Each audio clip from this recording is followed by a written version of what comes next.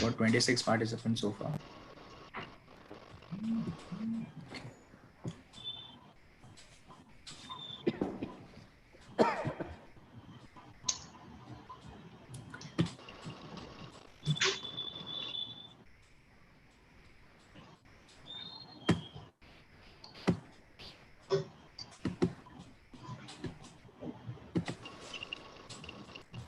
Good morning, dear participants.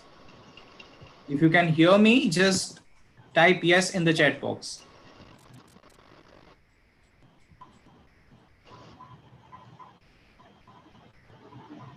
Okay. Hello, Raju sir. Namaste. Is Albert sir here?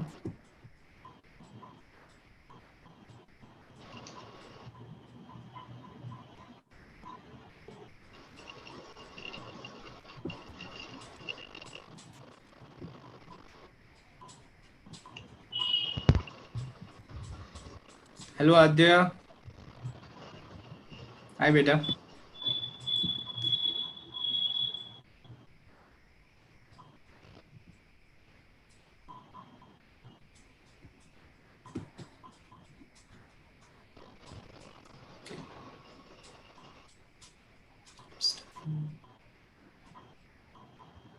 Panchanan sir, are you there?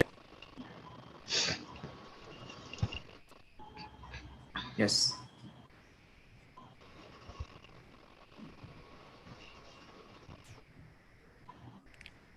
I guess Albert sir has not joined yet.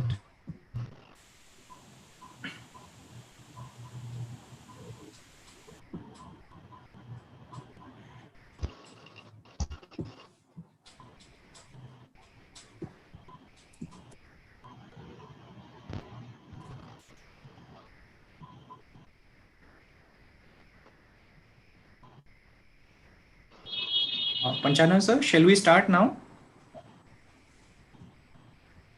What? 1 minute. Okay.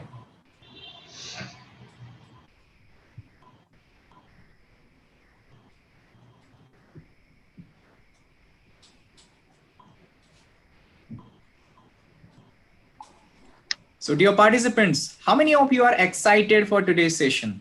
Just type excited in the chat box. Let's see how many of you are excited. Let's see.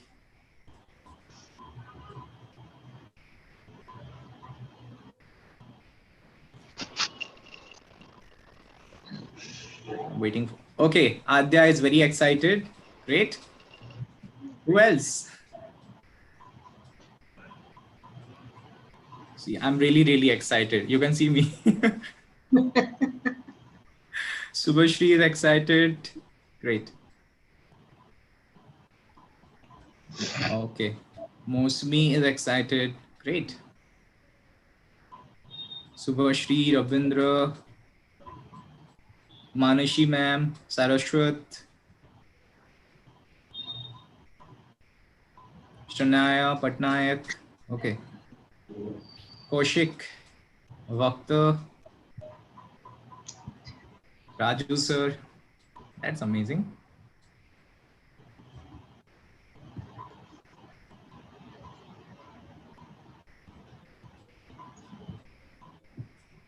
Ashish Kumar, you want to control my camera? You can't. I'm the host. Okay, dear participants, can all of you start your video so that we can take a photo? Dear participant, please start your videos. It's better to see each other. Come on. Okay. Hello, Gurudev sir. Hello, Kaushik. Hello, Bhakta sir. Hello, Sarashwat. Hello, Adya.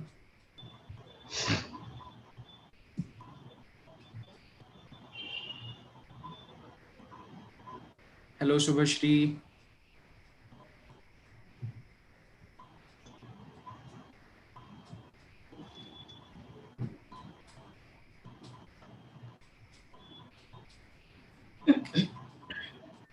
Yes, sir.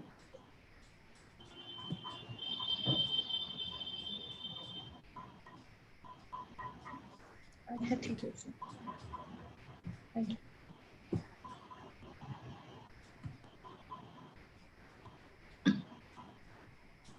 We have got 40 participants so far.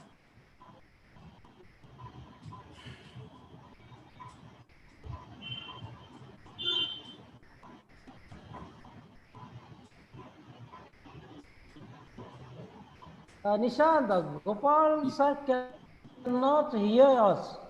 Please do something. Gopal.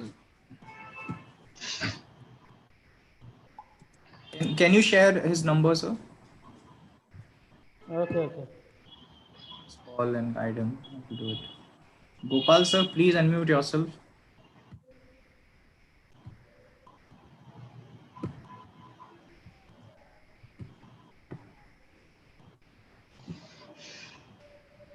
Okay. Gopal, sir, can you hear me?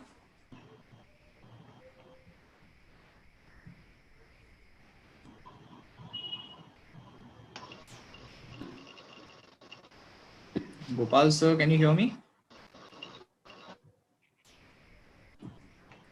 I have sent his number to you, Nishant. Check. Okay, sir. Let me just call him.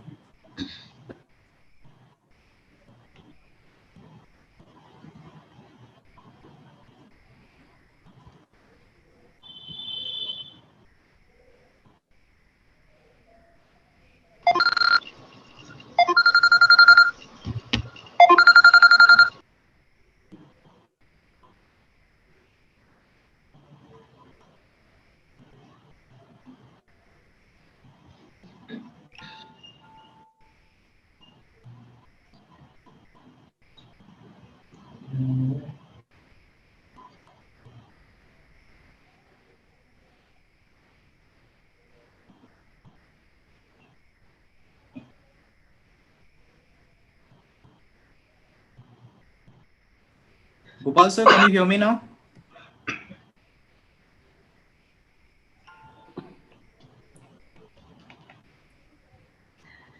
If he logs out and logs in again, maybe the audio problem will not be there. Yes, ma'am. Sometimes there's a simple login and log out and login helps. Yes.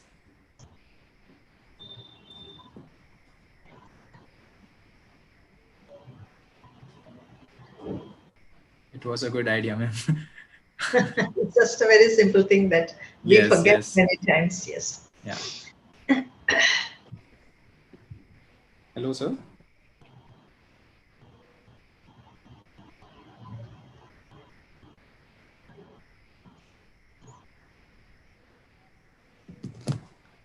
This is called as Indian Jugaad, man.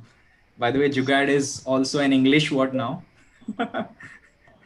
It has become a part of English dictionary now. Gopal, okay, Rajgopal sir is here.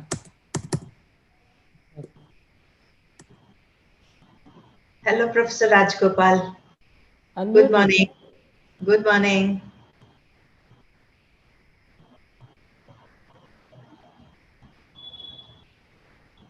Good morning, Rajgopal sir. Please unmute yourself. Sir, please unmute yourself. Yes. Good morning. How are you? I'm good. Sir. How are you? Namaskar. Nice seeing you after a long time. How are you doing? Yeah. I have to face the lady properly. Gentleman. Good morning. Good morning. Good morning. How are you? I'm good. I'm very good. Thank you. And what about you? Oh, excellent, ma. Ah, right. So, Kalyani, how is your health? Much better. Yes.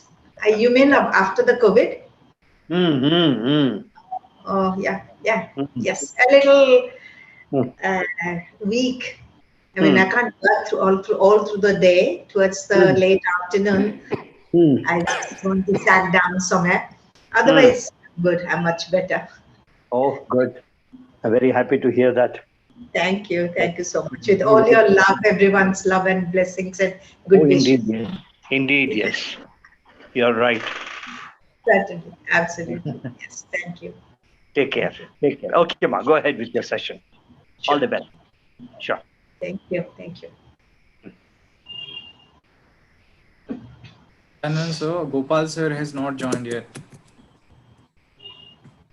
What happened, Nishant? What happened, Nishant? The guest has not arrived yet, sir. Oh, I see. Yeah, he is far away in the north, you see. Good. Albert sir was supposed to join us, but he's also not here. Albert Ryan. Yeah.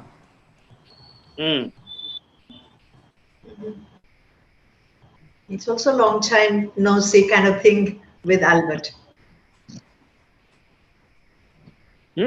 Oh. Yeah.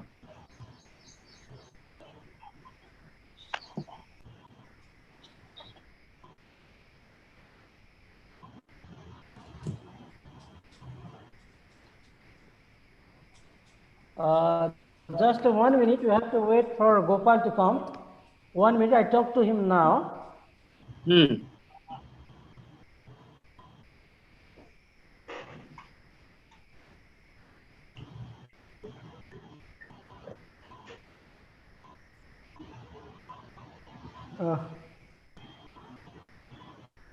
Yes, Panchanan sir. Rajgopal sir, namaste. Namaste. How are you, Panchanan? I'm fine, sir, by your grace. And how is Lingraj? Lingraj is much better Good. Thank God. Really good. now, sir. Nice. Nice to hear that. Yes, sir.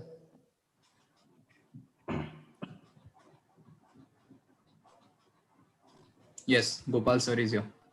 Gopal sir, please unmute yourself. Yes. Sir, am I audible? Yes, audible. Hello? Finally. Okay. Yes, sir. Great. Are you able to hear me? Yes. Okay. Morning, Gopal.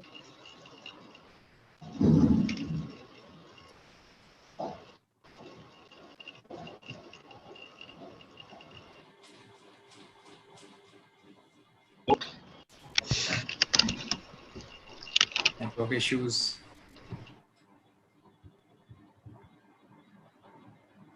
Gopal sir, let me just stop your video so that we can save some bandwidth. Gopal sir, am I audible?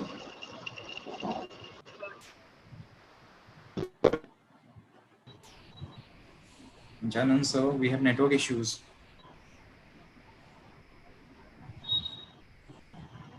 So, can we do something? We can call him and put him on loudspeaker, so all the participants can hear him. so that's the let's only option. Yes. Let's get started. Gopal sir, namaste.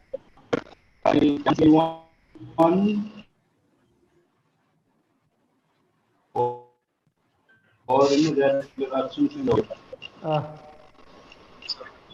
Okay, let's get started, Nishant. Yes, sir. Radharani ma'am, please go ahead. Am I audible, Nishant? Yes, ma'am. Visible and audible? Okay, done. Yeah. Okay. A very good morning to everyone, and thank you, ESM team, for giving me this wonderful opportunity for moderating this session on informal and formal conversation skills. In the present day society, in the present day situation, we tend to mix both the kind of conversations because we don't know where to use the appropriate, socially appropriate behavior of language context. So we are extremely fortunate to have a speaker who has been in the native society for a quite long time, since she has done her master's in the University of London. So without any further ado, let me introduce our speaker of the session, Professor Kalyani Samantray Madam. Professor Kalyani Samantray is a professor of English language and literature at Sri Sri University, Odisha, heading the Faculty of Arts, Communication and Indic Studies. Previously, she was the head PG Department of English at Utkal University. She has done her Masters in Applied Linguistics from the University of London, MPhil in Linguistics and PhD in Phonology. She is an acclaimed textbook writer, having published with Oxford University Press, Cambridge University Press, Orient Black Swan, NCERT, and various universities and state governments in India. She has published research papers extensively and presented papers in national and international conferences. She is the recipient of a Ray Tong Award for her workshop adjudged best in the IATFL conference, UK. She is an article editor for Sage One, Sage Publishers USA, Academia Letters USA, and NCERT New Delhi. Her recent research interests include disruptive learning and curriculum reform, learner autonomy, ELL, F1F grammar, discourse analysis, teacher education and culture, and gender studies, among others. Recently, she has written a book, English for Social Expressions, which is very beneficial for the present webinar. I welcome you, ma'am, to this webinar. Thank you so much for your presence, ma'am. I take this opportunity to welcome Dr. Albert P. Ryan, an ELT resource person, an academic, educationist, and columnist. He has over 2 decades of teaching experience at the tertiary level, both in India and overseas. He contributes a weekly column, English Blues, to the New Indian Express. He edited the Journal of ELT, published by the English Language Teachers Association of India, till March 2019. As an ELT person, he has conducted numerous ELT workshops for various publishers, including Oxford University Press, and has trained over 5,000 teachers in India. As a resource person, he conducts workshops on critical thinking, critical pedagogy, creative writing, media, education, social media education, etc. I welcome you, sir, to this webinar. It's my pleasure to introduce Gopal Chandra Nayak, sir, Assistant Professor of English at Regional Institute of English, Chandigarh. Sir teaches English language and literature to MA English students and action research and communication skills to the participants of postgraduate certificate in teaching English, along with conducting training sessions in a continuous professional development program and other need-based training programs conducted by Regional Institute of English, Chandigarh. His research interests are social emotional learning, emotional intelligence, and teacher education. He has more than 7 years of teaching experience with postgraduate students. MA from Sambalpur, he had an MA from Sambalpur University. I welcome you, sir, to this webinar. Now, without I welcome Professor Dr. Kalpana Samantray, ma'am, to take over. Ma'am. My name is Kalyani, but that's all right. That's fine. No, that's fine. That's all right. That's all right. No issues. Thank you very much, Dr. Nayak, for that very generous introduction. And if Dr. Albert Ryan is here, I'd like to say hello to him. It's been a very long time. We haven't met. We haven't talked to each other. Not in He is not here, ma'am. He's not here, but I think Dr. Nayak introduced him. So I thought probably he's here. Okay.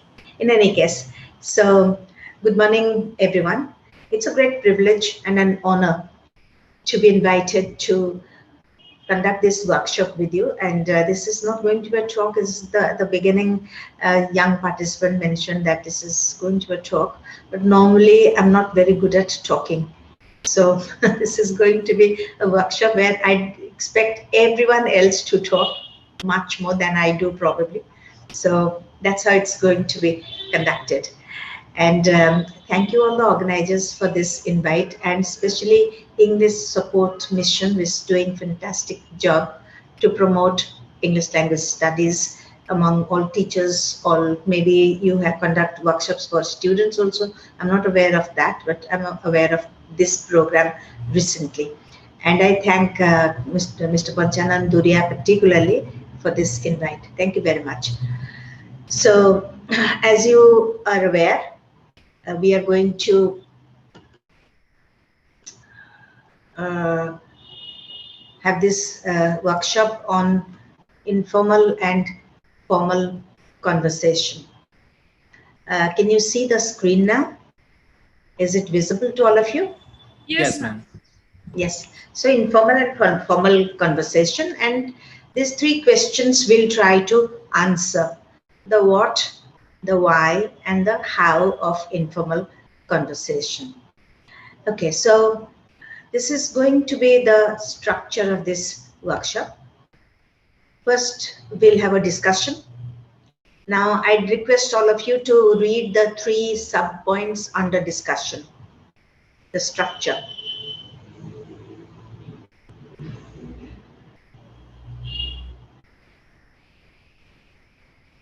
Okay, finished reading the 3 points?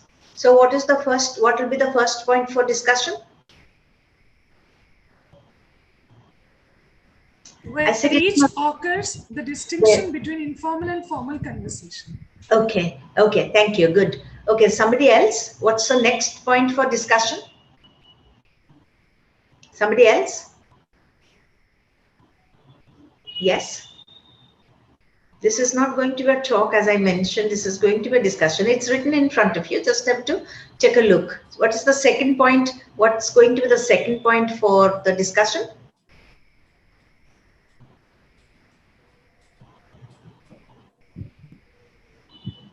Can you all hear me? Yes, ma'am. Yes, okay. Read it out. Read the second point out. Is there anybody from the participant? Actually, ma'am, participants do not have the option to unmute themselves. No, it's a also unmute themselves. Nishant. But please allow them, because this is not a talk. I'm not going to give a talk. It's going to be a discussion, more of a discussion session.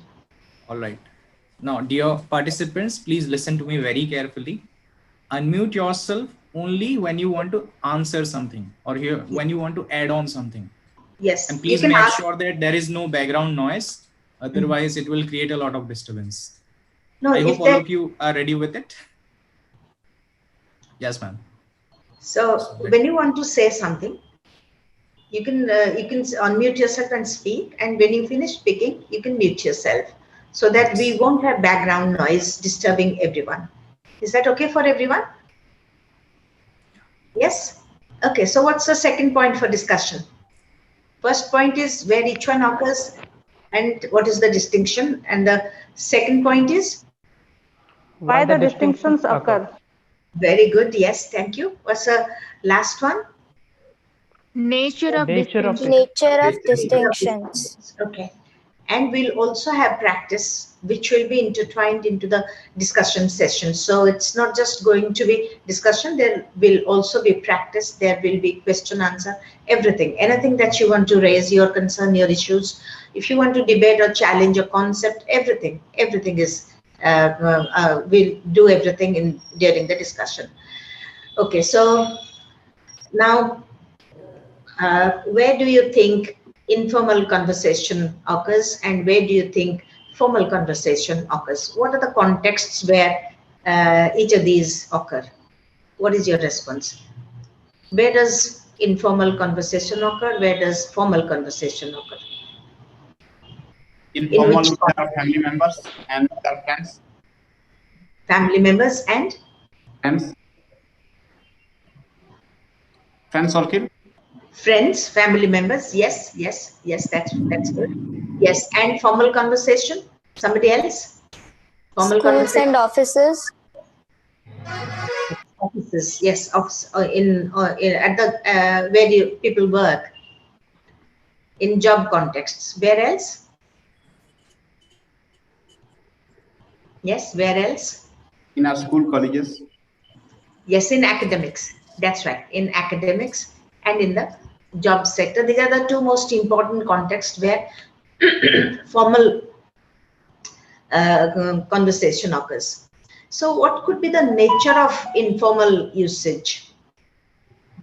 What do you think? What happens in, what are the things that happen in informal conversation?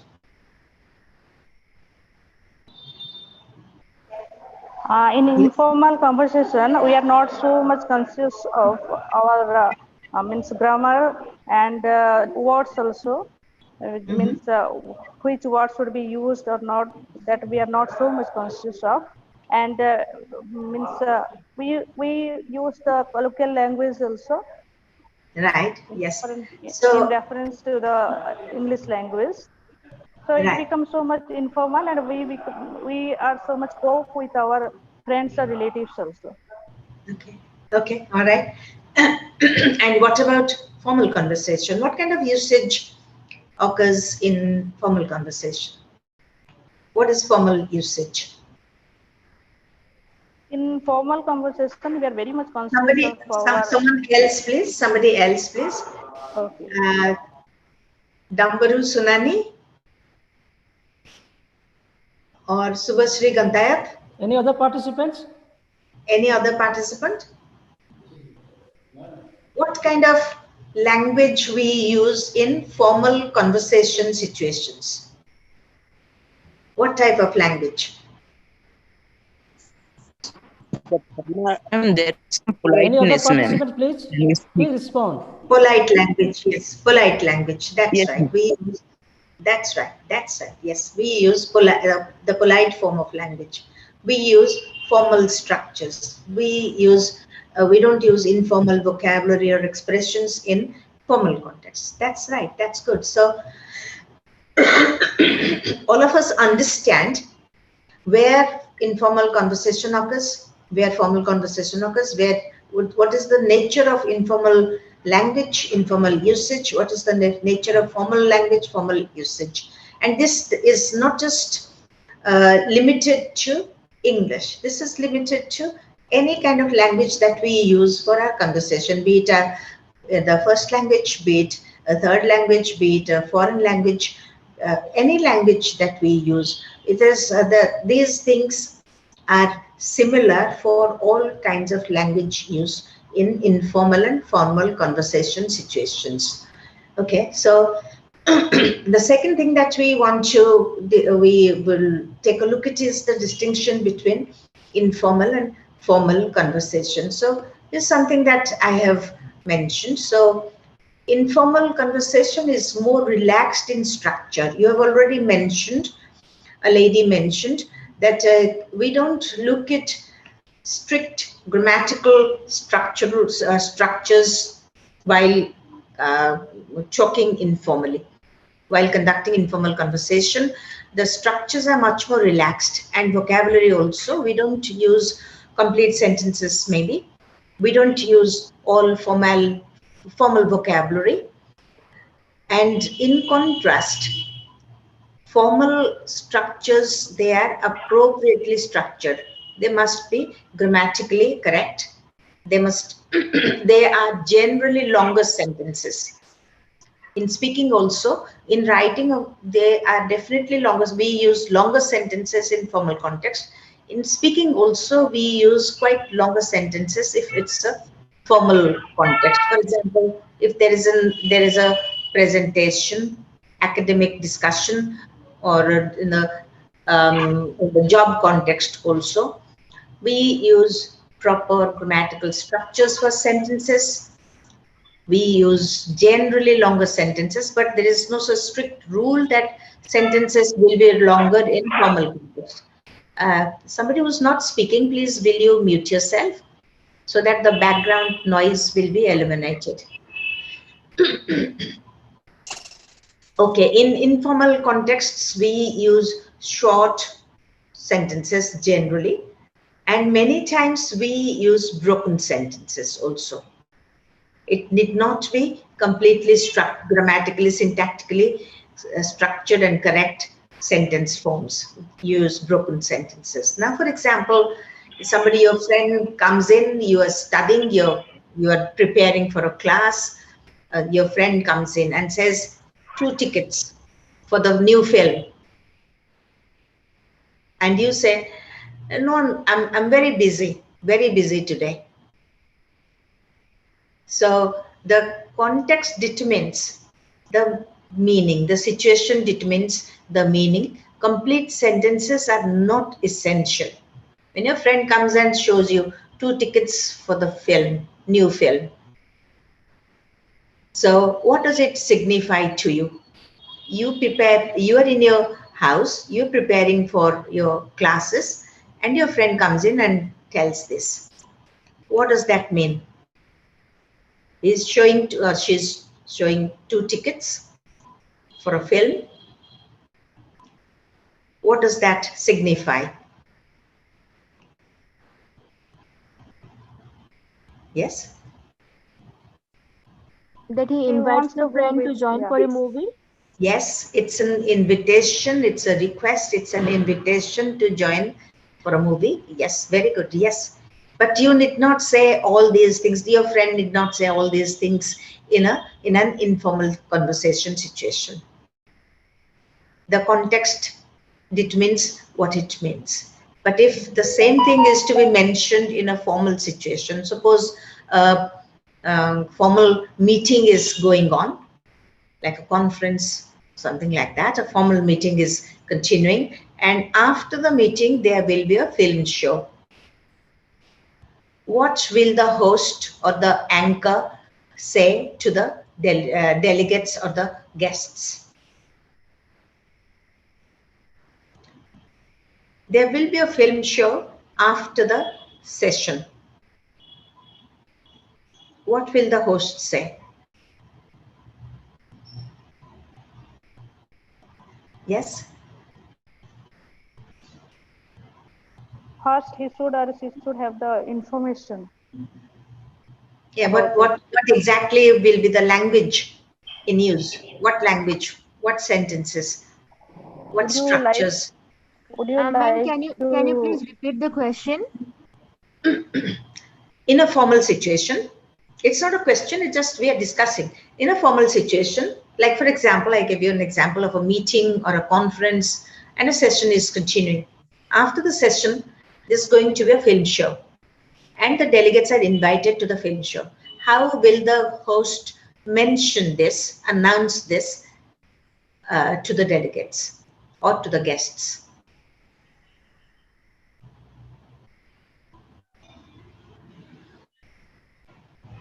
Yes? This is to inform all the delegates present over here that we are going for a film show after the session or the program. Something like this? Yes, something like this, exactly. Please join us. Maybe an addition. Yeah, yeah. So look at the differences in a sentence structure.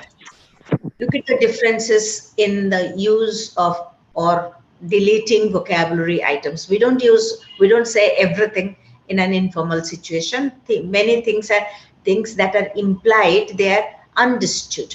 But in a formal situation, we are expected, even if things will be understood, it's not that people cannot understand, people can understand. Even then, the formal context demands that everything has to be made explicit. Everything has to be told clearly to the listener, to the audience. So there'll be appropriately, the language will be appropriately structured. There'll be formal vocabulary and very few unnecessary words.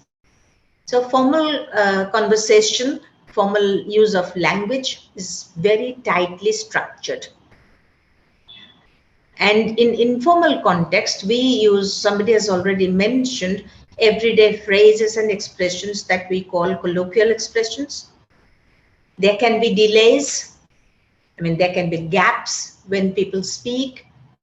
There can be fillers like you see, you know, there can be fillers like this. We don't use fillers in formal conversation. It sounds extremely awkward, out of place to use a lot of sometimes, yes, but not all the time like people do in informal communication.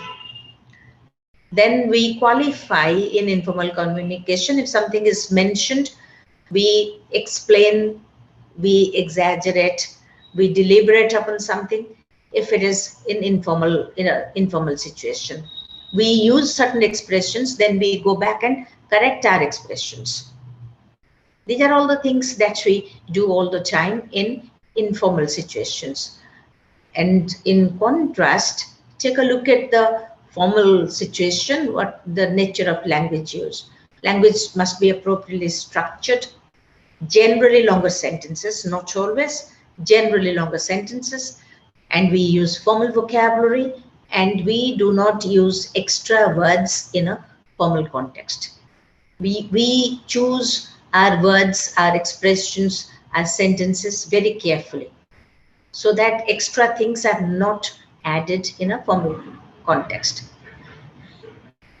And where they are used, so if you go to the second point under informal, they're used, you've already mentioned, they're used in informal situations, in family and friends, chats, in intimate, friendly contexts, and in the formal situation, in classes, for presentations, for discussions, formal discussions, debates, on-job contexts, all these you've mentioned and we've discussed.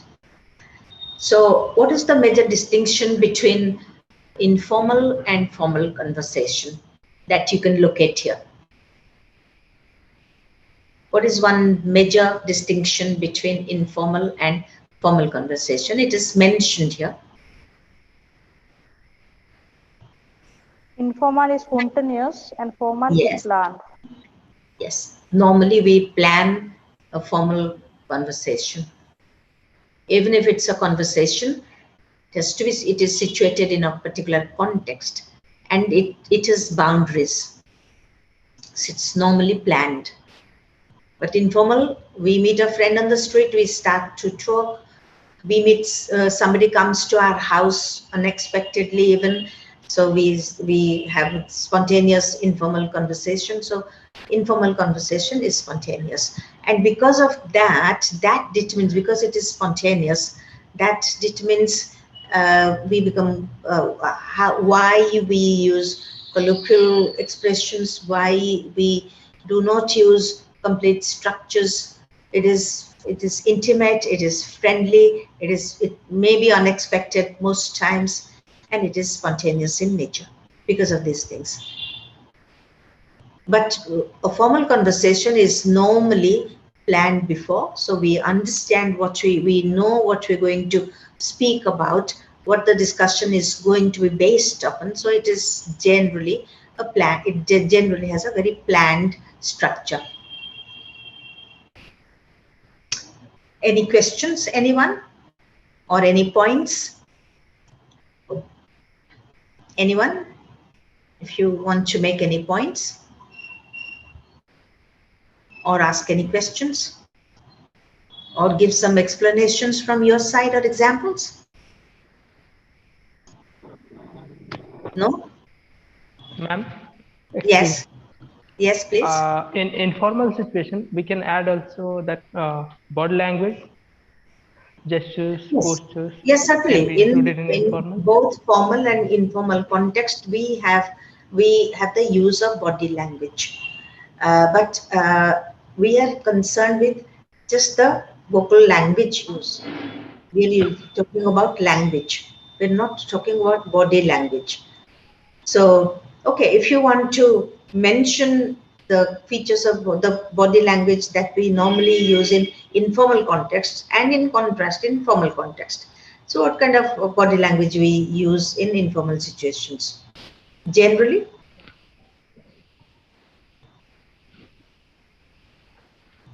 Generally, para like language facial is expression. used, sir. Sorry, ma'am. Para language is is in informal. Informal. I'm speaking of informal. Yes, he's talking about informal. So what about body language? Ma'am, some facial expressions. Sometimes we just But indicate we something. we use facial expressions in formal context also. We use body language in formal context also. So what is the distinction? Like when we are calling a friend, we just sign him or signal him and he comes, but that cannot be used in formal context like that. Sorry, didn't get your point. No, ma'am. Like when we are asking a friend to come to us, then we can just signal him by our hand or something, and he will come. But that cannot be used in formal context. Yeah, that's right. So in that case, some amount of extra body language or exaggerated body language we use in informal communication, but body language is quite controlled in formal contexts. You just can't do hand gestures like that or body movements, face movement, head movement like that in a formal context. Formal context, these are quite regulated. We cannot use exaggerated expressions of body language in the formal context. It's controlled. It's controlled. Yes. Thank you for that. Ma'am. Yes. Ma'am, does grammatical mistakes? Yes. Hello, ma'am. Yes. I'm listening. Ma'am, does grammatical mistakes matters a lot in formal conversation? Yes, it matters quite a lot. If it's a formal situation, we're expected to use formal structures. If you're talking about grammatical mistakes, I understand that to be structural errors, syntactical errors, problems with sentence structure. Yes, that will definitely matter in a formal context. Sometimes there are slips and people just overlook these slips, but if there are quite a lot, quite a few while speaking in a formal context, then that creates that is not an acceptable condition. Once in a while, yes, all human beings make errors. While we speak, everyone makes errors. Even native speakers make errors. So once in a while, it's all right. But if there are several errors, several mistakes, several structural errors or vocabulary usage errors, then of course, if that becomes noticeable, then that is not an expected condition, expected way of speaking in a formal situation.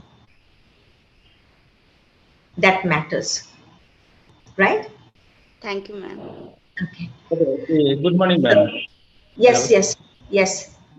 Good morning, ma'am. I am Amarjit Maji. Yes. Good morning.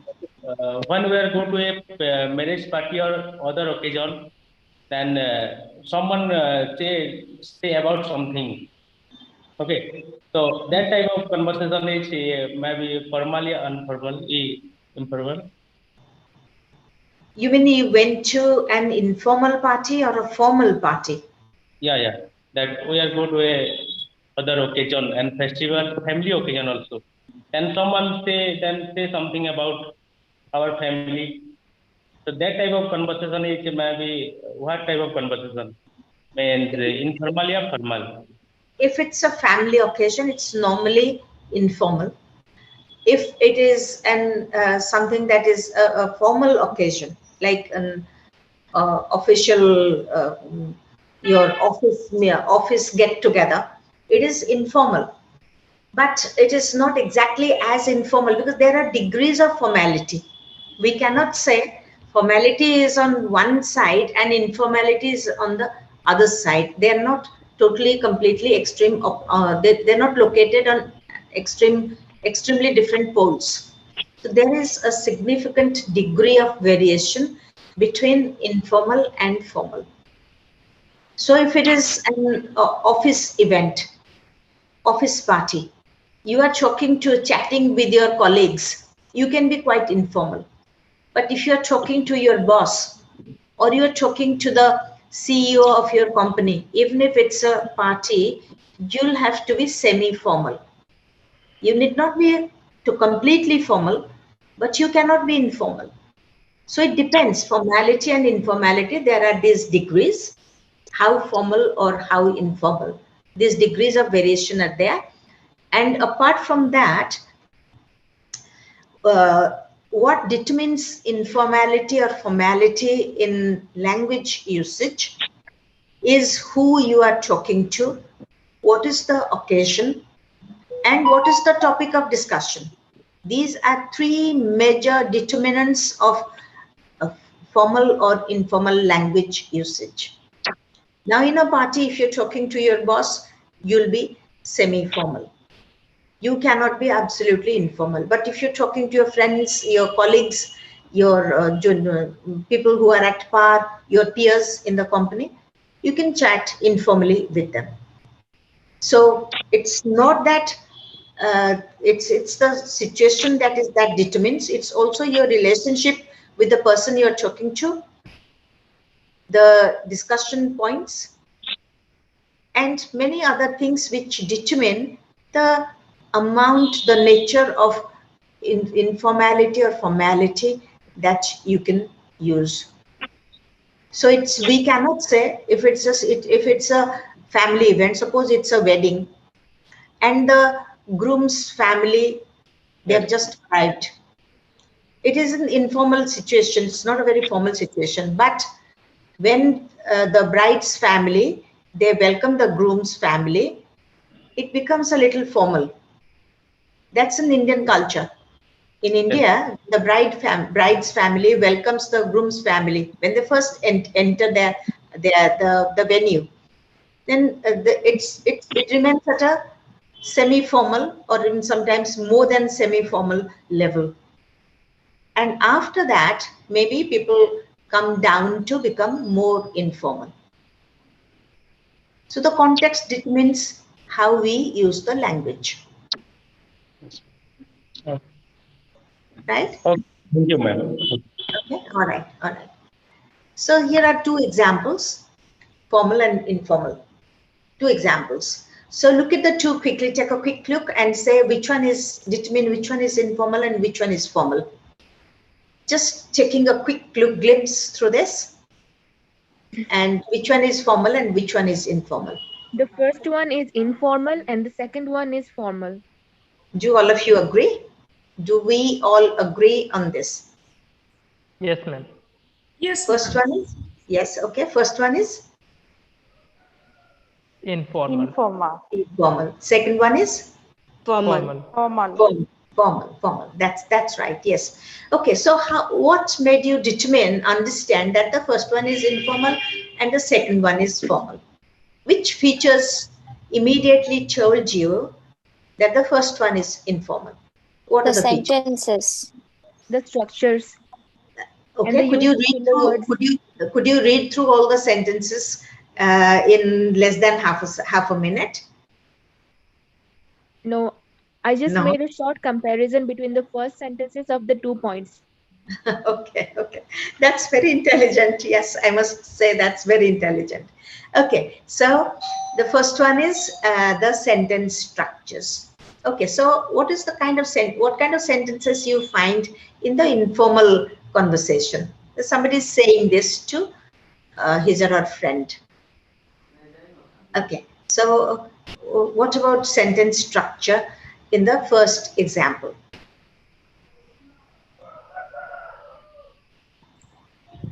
The sentence is starting with one at a time, please. We have time for everyone. Everyone can speak, so one at a time, please. So who's speaking first? The first word itself says, oh, did I tell the, oh, that says that it is informal. What is informal about this? It is conversational. What is conversational about it? Which features determine that this is informal and conversational? This is talking between two people? Yes, it is. Yes, it is. But which feature in the very first sentence tell us that this is informal? Yes, ma'am. The word so funny. Yes, ma'am. The word so funny indicates that. Let's start from the beginning. Let's not jump to the end. Let's start from the beginning. In the very first sentence, which features tell us that this is an informal sentence? Because the verb is the sentence is starting with the verb. The initial. It doesn't start with a verb. It starts with O. It doesn't start with a verb. We take a little close look. Notice carefully. It doesn't start with a verb. Yes, this says that this is the informal one, because informal we don't usually use this. Not usually, we don't use it. We normally don't use to start a sentence with a in a formal context. Okay, that's an informal feature. But what's wrong with starting if you're asking a question, then the question starts with a verb. What's wrong with starting a sentence, starting a question with a verb? What's the problem? That's not a problem, really.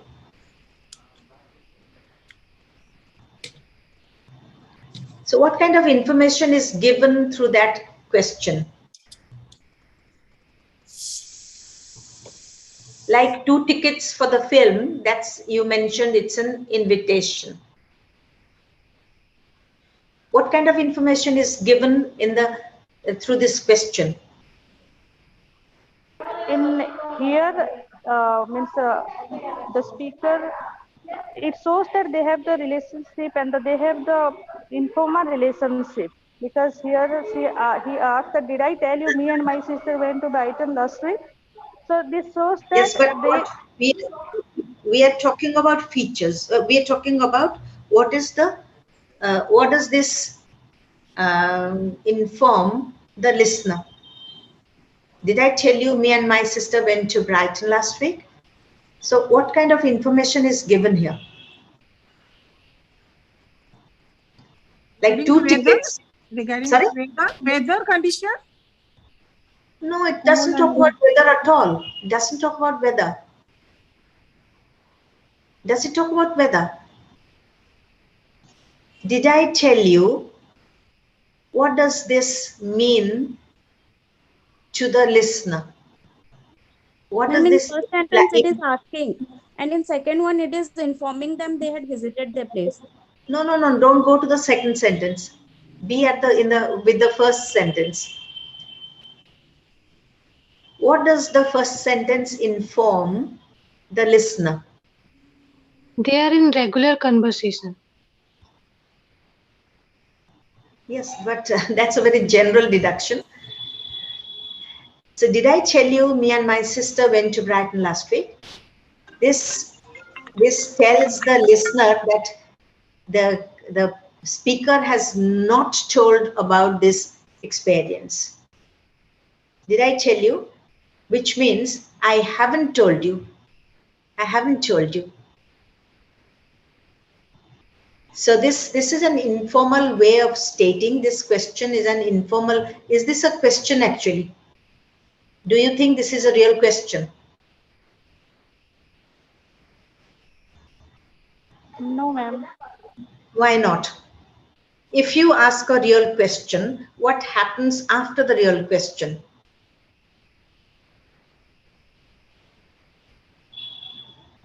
So, yes. Suppose I want to, I don't know what the time is now. I say, what time is it now? You will wait for the answer. We wait for the answer. That's right. We wait for the answer. If it is a real question, we expect the answer. We just don't continue. So here there is no gap to get the answer. So both the listener and the speaker, they understand that this situation, this event has not been discussed. So did I tell you? Means this implies I haven't told you. I haven't told you. This is an informal way of talking. Okay. What about me and my sister? Is this a formal expression or informal expression? It's an informal expression because here may is used to say I, but actually in a formal conversation we always use I. Okay. So how would you transform this to a formal expression? Me and my sister. What My will be a sister and I. proper? My sister and I. That's right. My sister will occur first and I will occur later. Okay. Now look at the second sentence. What informal features you notice there?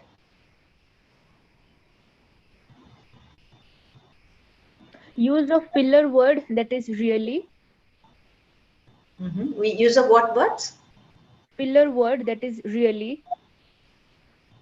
Filler. Filler word, yes. Filler. Really is not an actual feeler word. Feelers are where when we grope for language. We don't have the language, we don't have the vocabulary, we use feelers. You know, you see, I suppose. So these are filler expressions. Really is not a filler term here, filler expression here. Now see, there are two sentences, I got the train down. Sorry, we got the train down. It was really fun. They're two different structures, but joined together as one structure, which is normally not done in the informal conversation. Each sentence becomes distinct. Each construction is distinct. Okay, look at the third one. Plenty of informal expressions there.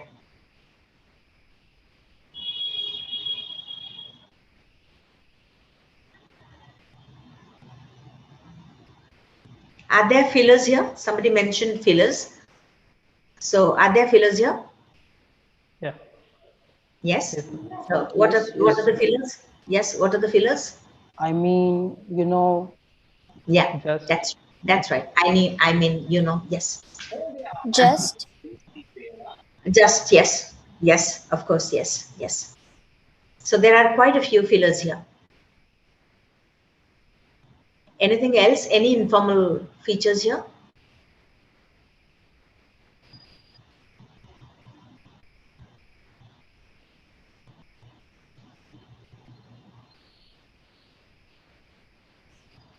Any other informal features? It was really fun. Where is that? Ma'am, in the second sentence, we got the train down. It was really fun. You went back to the second sentence. We are with the third sentence. Okay. So what do you want to say about it was really fun? What is informal about this? In that sentence, really fun is informal. Yes. That's an informal expression. Informal. It's not structured according to the formal syntactical pattern. Yes. Yes, that's right. Okay, so in the third sentence, anything else that strikes you as informal? Still pretty good. Okay, so why do you think that's informal?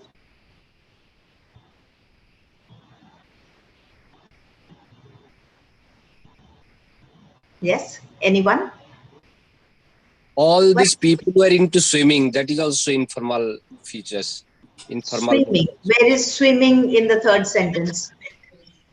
All these people who are into swimming. You have moved to the fourth sentence. We are still with the third sentence.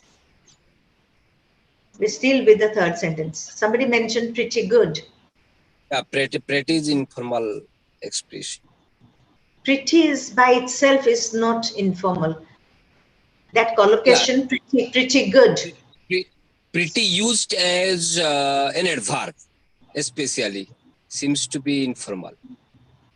By itself, it is not, as a vocabulary item, it is not informal. We cannot categorize informal here, ma'am. It is not informal, but here it is informal. Yes, but why? Because of this collocation, pretty good.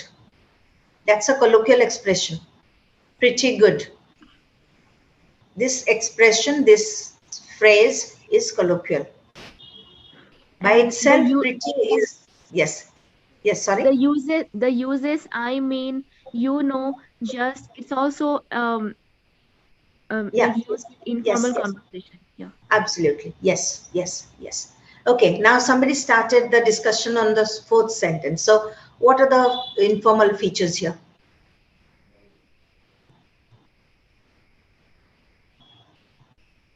Yes, someone started the discussion with the fourth sentence. These expressions, yeah, these people were into swimming. So what is informal about this? Were into swimming. This is seems to be an informal expression. Okay, into swimming. Okay, yes. We normally in formal conversation we don't say were into swimming. We don't say that. Anything else that strikes you as informal? All these people. Mm-hmm. So what is informal here?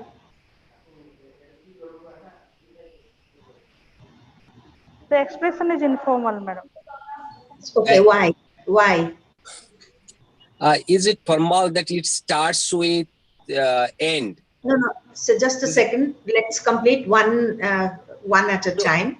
Yeah. Somebody was saying all these people. This is informal. Let's complete this. Then we'll move to and.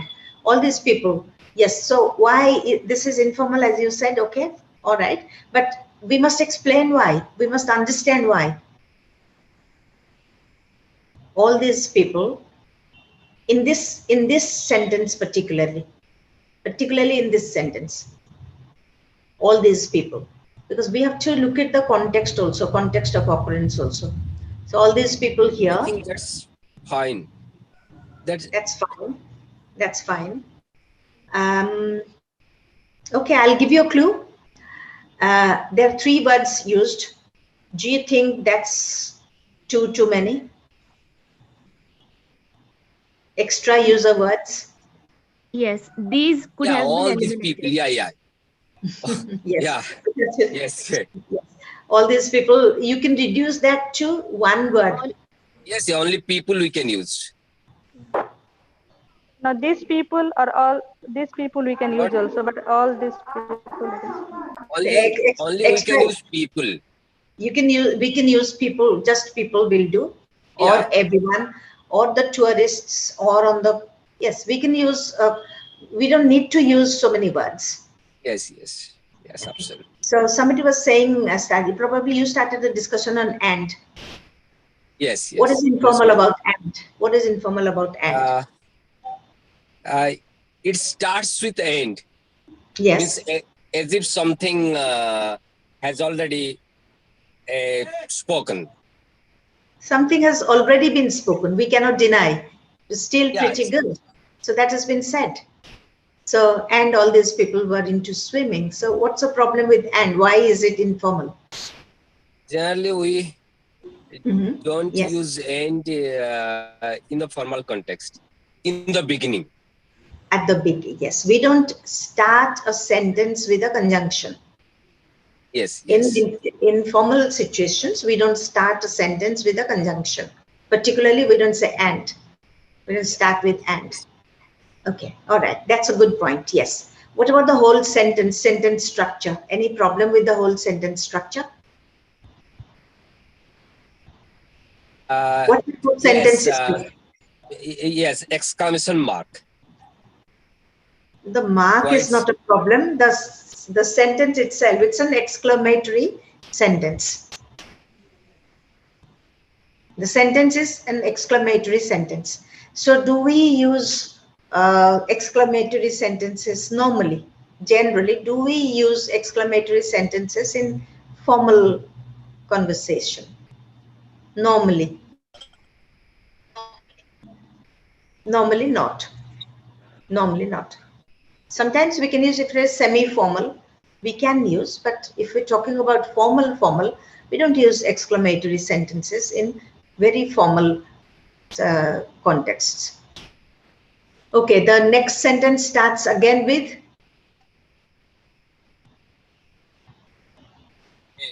Next sentence starts with again and again. yes, and again, yes, okay. And what else do you find not to fit with the formal sentence structure or formal vocabulary?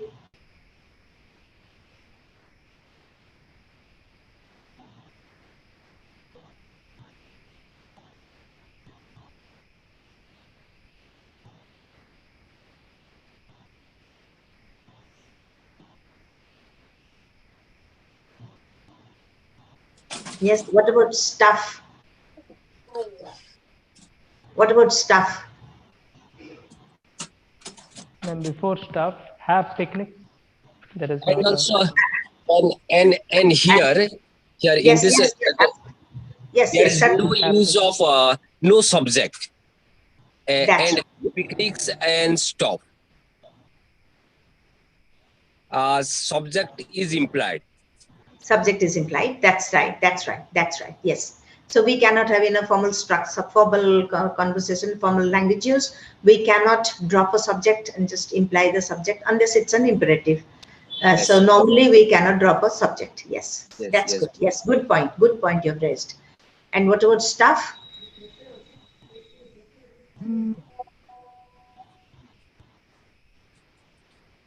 What about stuff? Is this a problem? Is this can this be used in a formal context? Picnics and stuff? No.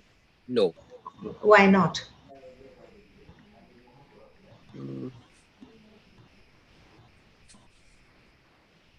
Yes. Does this sound too colloquial?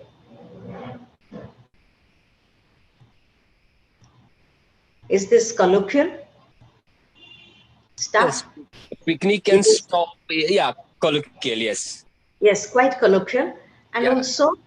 also this is ambiguous. Picnics, it's a specifically identified. We understand what it is, but stuff, we don't understand what stuff is exactly. So there can be lots of implications, lot of ambiguities as raised. So in formal expressions, we tend not to be ambiguous. That's what. And there are quite a lot of other features also that you can notice here. And somebody wanted to talk about the last sentence at the beginning. So I just mentioned to wait. So whoever started this, so funny. So can you please come up with your points? So yes. Yes. Can you mention your points here? That is just informal. Just contextually so funny. Instead of it too funny, just mention so funny. So it's informal context. The context is informal. That has already been discussed. It's the first conversation is used in an informal context. So that has been already. We know already that this is everything is used in an informal context. But what is informal about so funny? What informal? Sorry? No verb. No verb is yes, there. okay, Verb it's not syntactically incomplete. Syntactically incomplete. Yes. Yes. Syntactically incomplete. That is informal. Anything else? Yeah.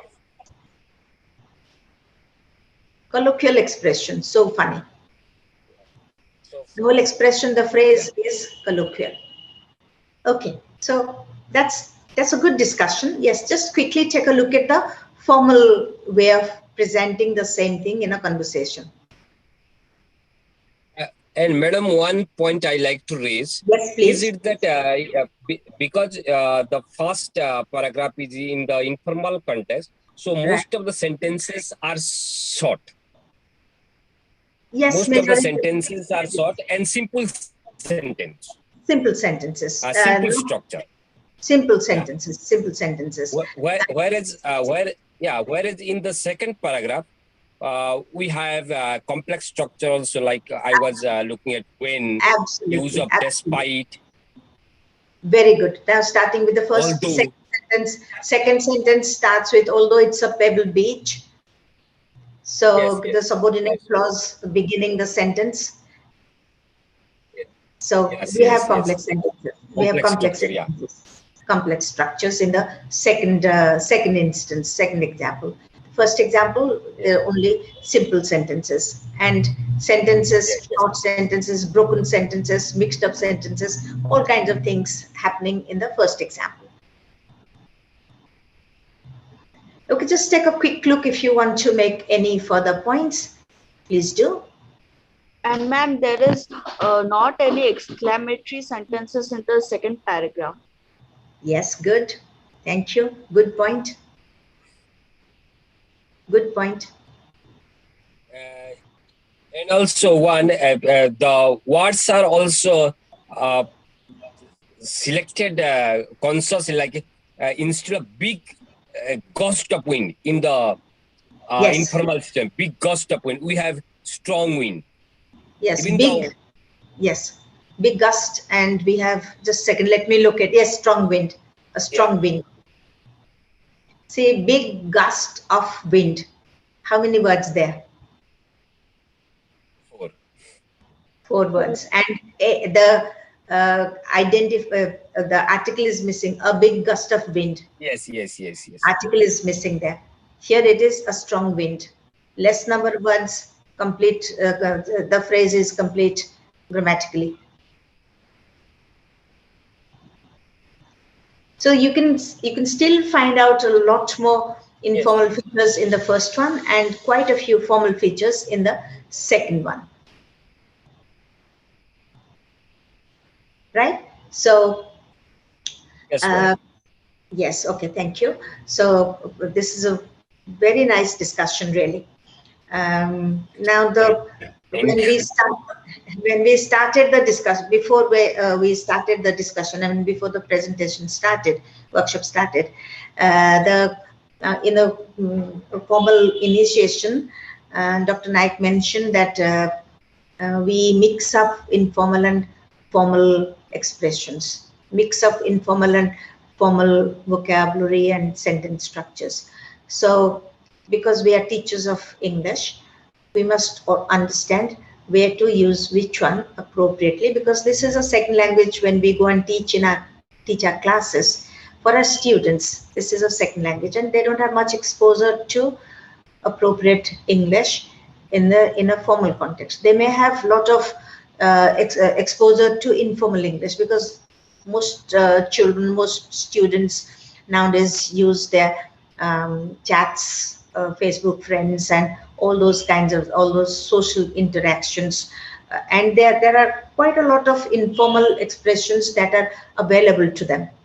Lot of informal expressions, short expressions, informal expressions that are available to them. So they get a lot of exposure to informal language usage, but their exposure to formal usage of language is quite limited to probably classroom interaction.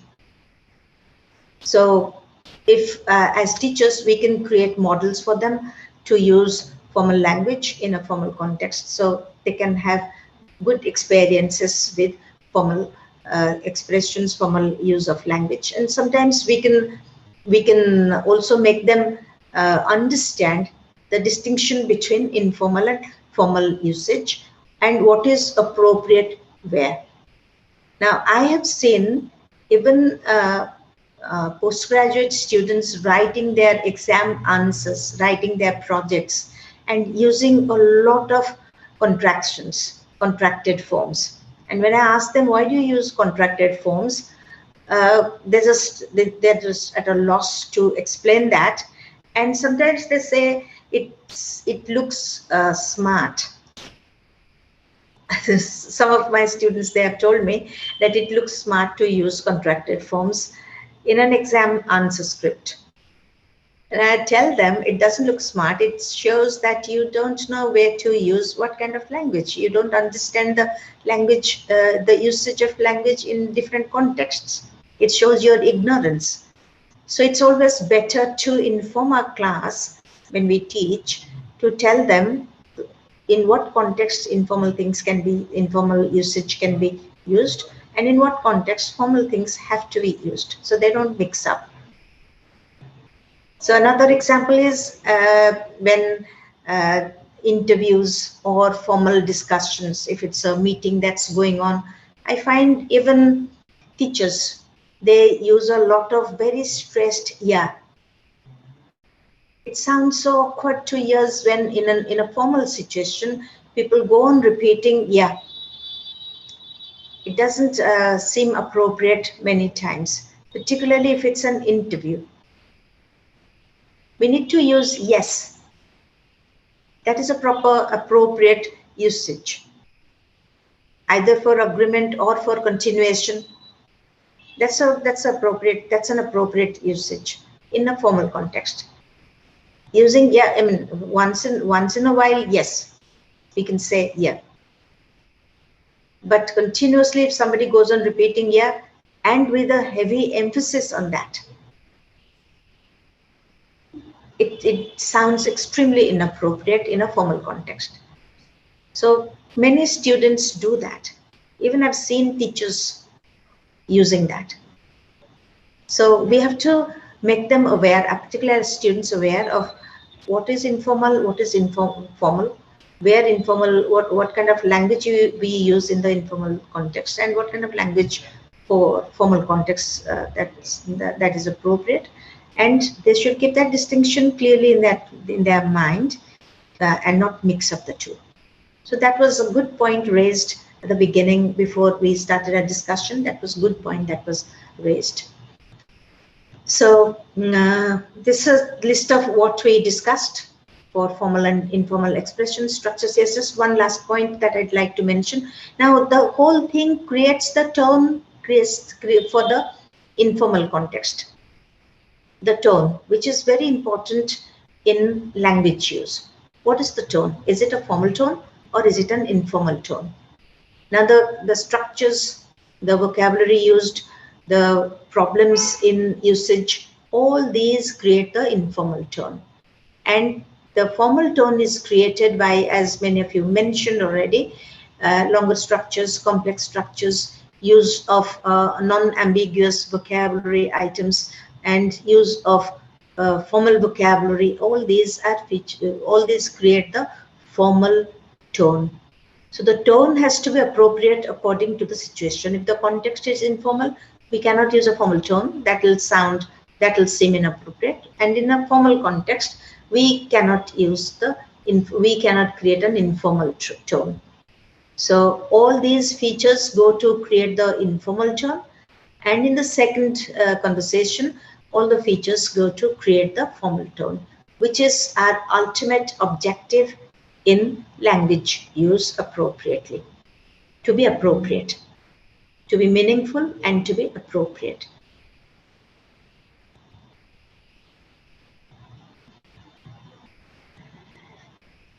So these are some features of informal conversation. I already mentioned contractions. So take a quick look at the contractions. They're notable in writing, more notable in writing, not so much in speaking, because in speaking we tend to use a lot of contractions. But we also use quite a few normal forms of verbs, of pronouns when they combine, verbs and not when they're combined, auxiliary forms when they're combined with not. So that we tend to use a lot of contractions in formal usage also. So take a quick look. I'll just take a little break because somebody is can hear the bell, somebody is calling. I'll just take a look quickly. If you excuse me for just 1 minute, I'll go and come back, and if you just take a look, and if you have questions ready.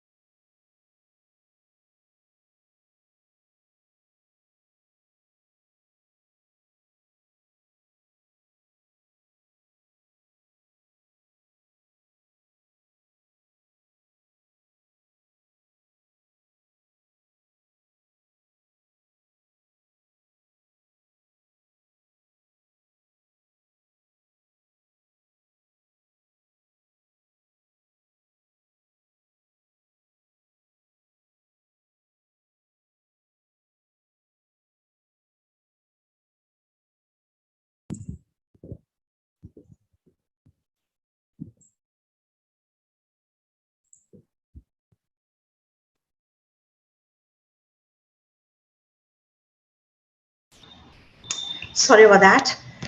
So check a look at the contracted forms.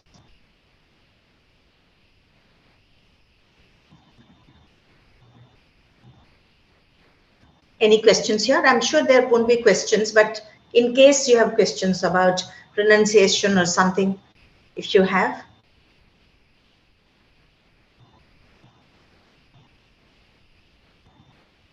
Any questions, anyone?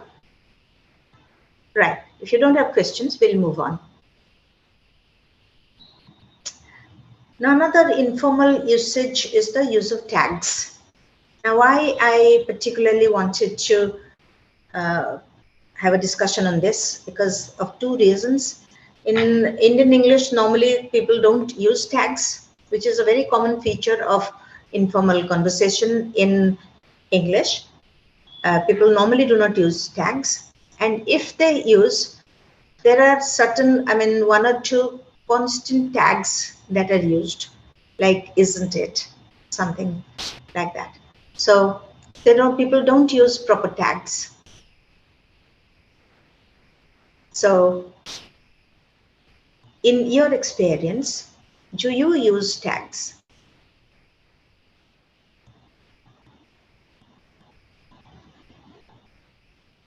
Can you hear me? Yes, ma'am. Yes, okay. So in your experience, do you use tags in informal conversation? Do you use tags? Yes, Yeah, you we do? use. Yes, Good. ma'am. Yes, yes, yes. Okay, yes. You're all teachers of English. Yes, yes. Okay. So do you use tags according to the verbs? Use if there is an auxiliary verb or there is no auxiliary verb, and do you use the tags accordingly if it's a question tag?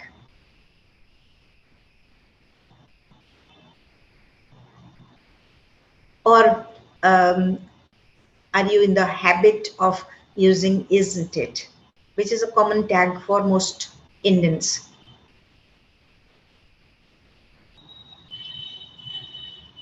What is your personal experience? Ma'am, most of the time while teaching, we use in classroom also we use the tag questions like isn't it, and most of the time I use yes or no. I ask them questions like yes or no.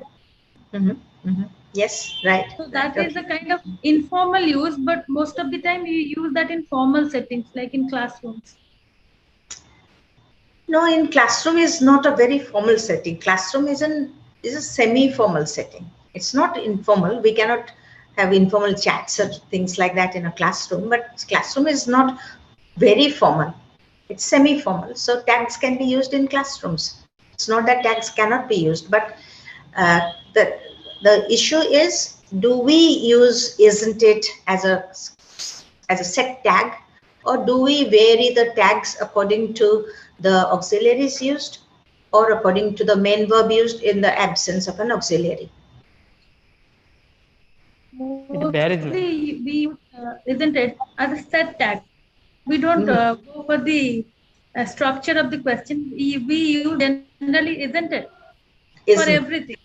for everything. Yes, that's a standard format used by majority of Indians. What about others? Your responses on this? It varies, ma'am. For me, it varies.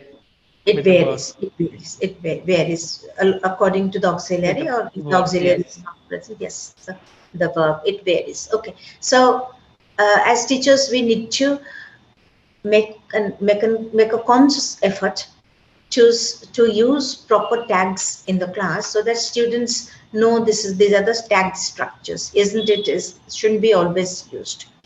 So we need to do that. Yes, So madam. yes. Isn't it is an unconscious expression? But when we tend to use the right text, we have to be very particular. In my case, I have to be conscious. All of us have to be conscious because English is not our mother tongue. Yeah, but whenever I speak other expressions, it seems to be unconscious.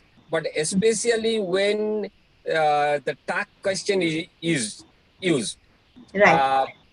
But to use the right tags, I become conscious. Oh, this should be like that, in this way.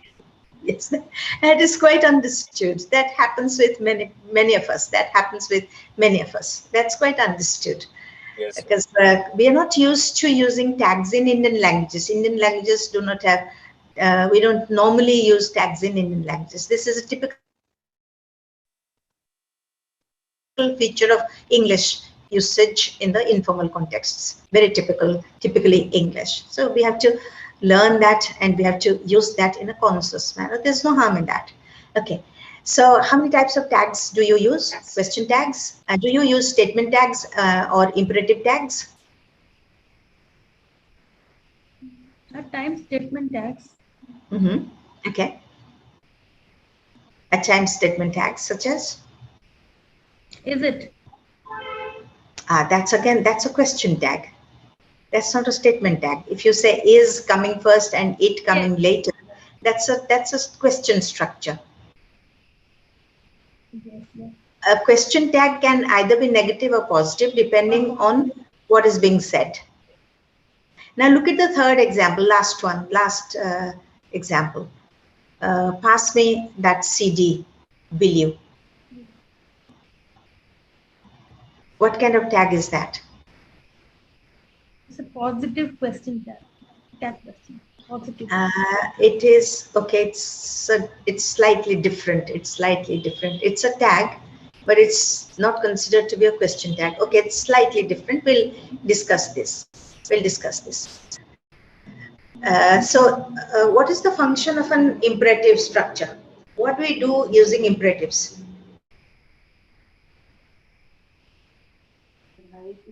We give Yes.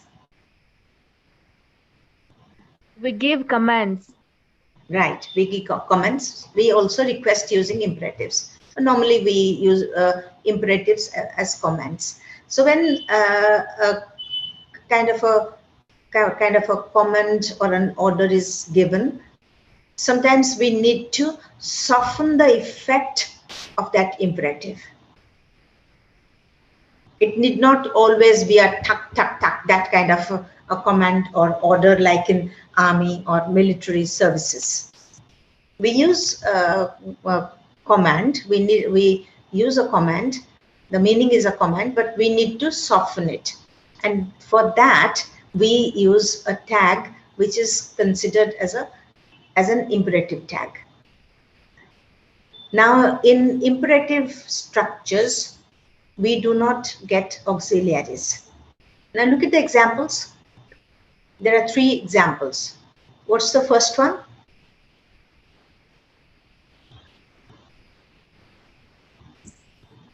Turn the TV down, will you? Turn the TV down. No, just the imperative. The imperative is turn the TV down. In the second one, an auxiliary is used. Yes, an auxiliary is used. In the third one,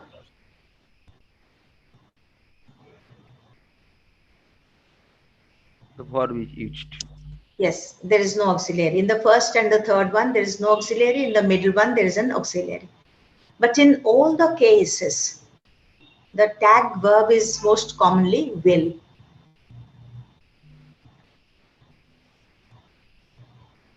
That's the tag usage, imperative tag. We can also use would, could, can, and won't. But normally the use is will. Turn the TV down, will you? So that softens the force of the command. Don't shout, will you? Come here a minute, can you? So this to create a friendly effect, to tone down the effect of a command, imperative tags are used.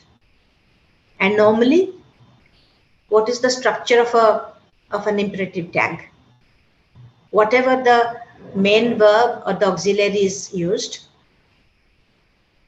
the normal imperative tag structure starts with What?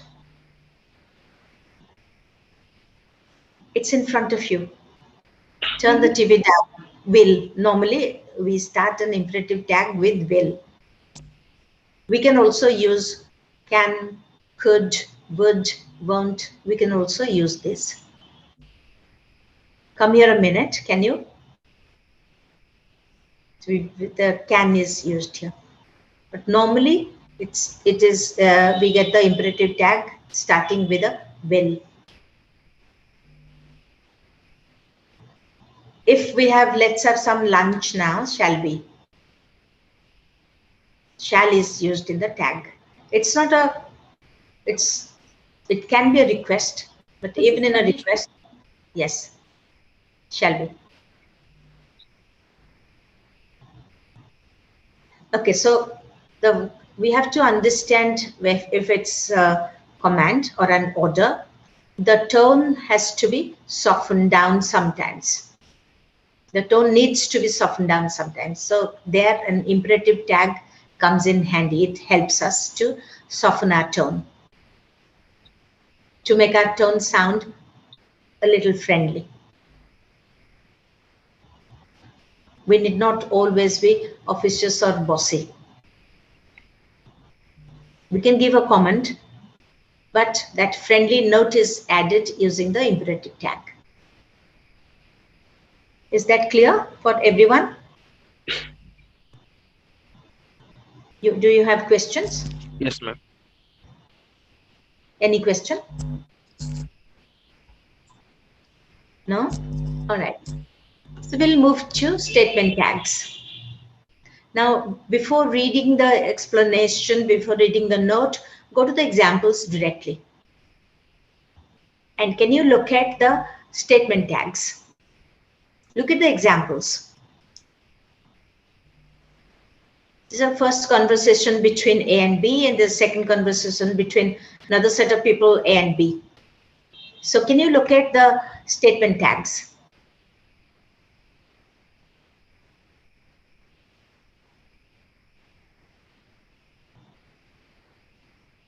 In the first example, what is the statement tag? I am. I am. I am. I am. That's a statement tag. In the second example, she was. She was.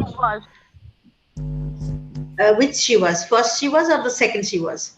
Second she was. Second she was. Second she was. Second she was. That's right. Okay. So without reading the note, can you guess what is the role of a statement tag? What does a statement tag do? Please don't read the explanation. Please don't read the notes. Emphasizes. Sorry? Emphasis. It emphasizes. Emphasizes. It emphasizes. It emphasizes. I'm bored with this. I am. She's a great teacher. She was. So these are emphasizers.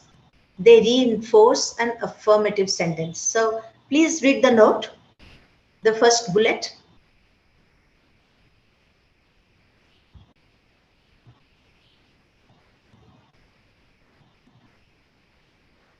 Statement tags reinforce an affirmative statement. Please read to yourselves. Please read to yourselves. That's just an elaboration, just an explanation of what a statement tag is and what is its function. So please read to that yourself.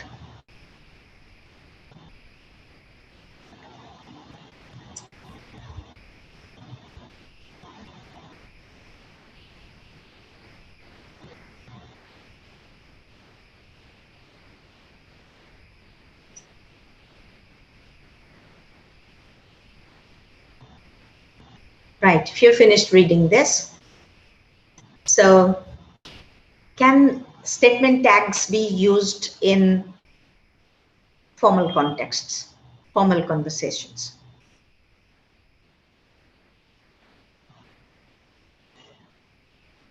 Can we use statement tags in formal contexts? No, ma'am. Obviously no. We cannot use statement tags, that they're normally never used in formal contexts. So if it is a question tag, And the semi. last example in the last slide, last one. Sorry, just a second. Hold on. Which one? You were lucky. You were. Yes. The statement tag. You were lucky. Yes. So, what is your question? No, the statement tag is you were. Yes, that will be. Yes. I didn't. I couldn't place it immediately. Yes. You were lucky. You were. Yes. That's affirmation. That's emphasizing. Strong agreement. You were lucky. You were. Yes. Good example. So normally tags are not used in formal contexts, but semi-formal contexts we can use tags. In formal contexts we always use tags. So just to remember and to tell students where to use what and the structure of tags, they need to understand, and they shouldn't use. They are a very new generation. They are into the third decade of the 21st century. That they shouldn't use isn't it. If they ever want to use a tag, they shouldn't always use isn't it as a standard tag structure to follow every statement, any statement they want to. And just let them know that they should avoid using tags in formal contexts. What else is not used in formal contexts? Ma'am, sorry for the interruption. There is a question related to the tag question. Shall I ask it now, or shall we wait till the session is over? I mean, presentation is over. It's your choice. It's your choice. It's absolutely your choice. Okay, then we can answer the question at the end of. Okay, fine. So there's something that is also called the universal tags. They don't have a proper structure. So we just use very informally, we just use right or yeah in very informal contexts. We don't use a proper tag. So you're not coming with us tonight, right? Do you use English in this manner? Or not in informal situations? We do. We do. All of us do. All of us do. All of us do in informal situations. I'm quite busy, yeah? So these are universal tags that are used in very informal contexts, and they don't have any structure. Just this one vocabulary item.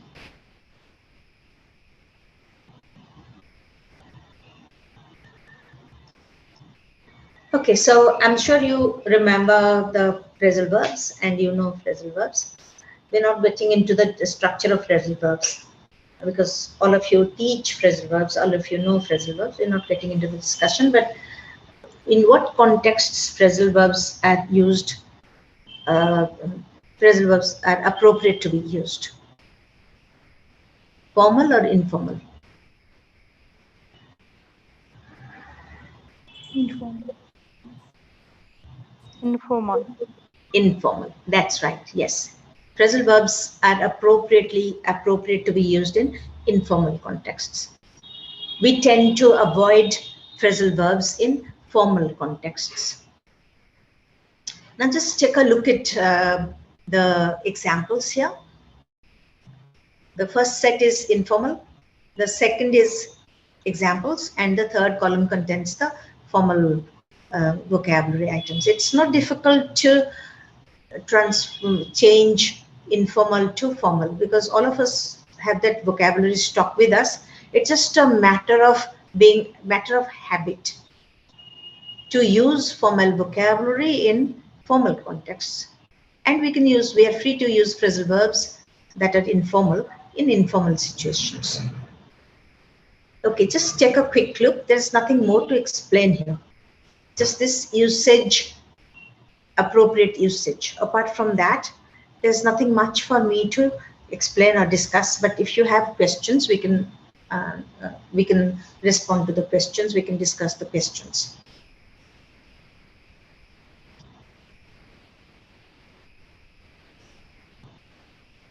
Many times we are not even aware that we are using phrasal verbs. Because in many projects that my students write, even in PhD dissertations, this find out is a very common phrasal verb used. It's not that these students, they don't know a single vocabulary to replace this phrasal verb. They know very well, but they are not conscious of the usage. In the proposal, no, all the objectives are written in phrasal verb. My objective is to look into, to find out, like this. Yeah, yes. So what is your question? What is the issue? No, I never knew that I should use the proper word, the formal word, because I'm sure you know the words. It's not that you don't know the words. Probably it's the usage issue. Nobody has told me, ma'am, even my supervisor, and nobody has told me that this is not the way to write. You are using phrasal verb in every sentence. It's actually something that we need to avoid in formal writing, but it's not very strictly followed many times, but it's better not to use phrasal verbs. Because all of us know single word replacements for informal vocabulary, for phrasal verbs. Like, for example, point out. Very commonly used. Look into, find out, as you mentioned.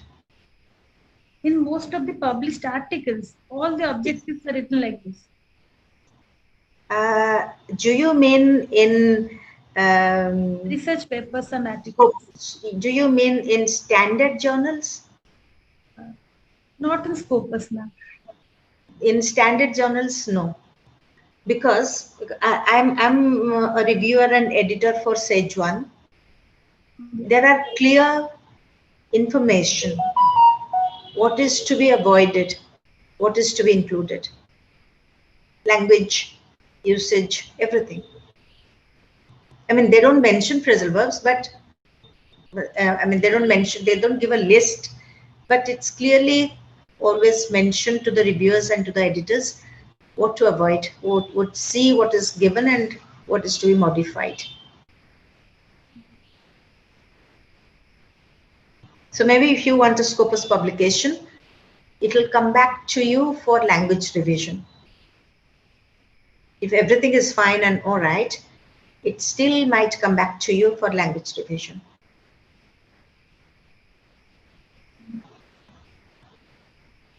So it's better to avoid. No worries, we did not know, but all of us learn at some point or the other, and all of us learn every day. Lots of things. And this is a second language. This is not our first language. This is this is in fact an important point. So does it mean that we shouldn't use the phrasal verbs like comply with or conform to also in the formal writing, in the research proposal, all those writings? You have to check if something is actually a phrasal verb.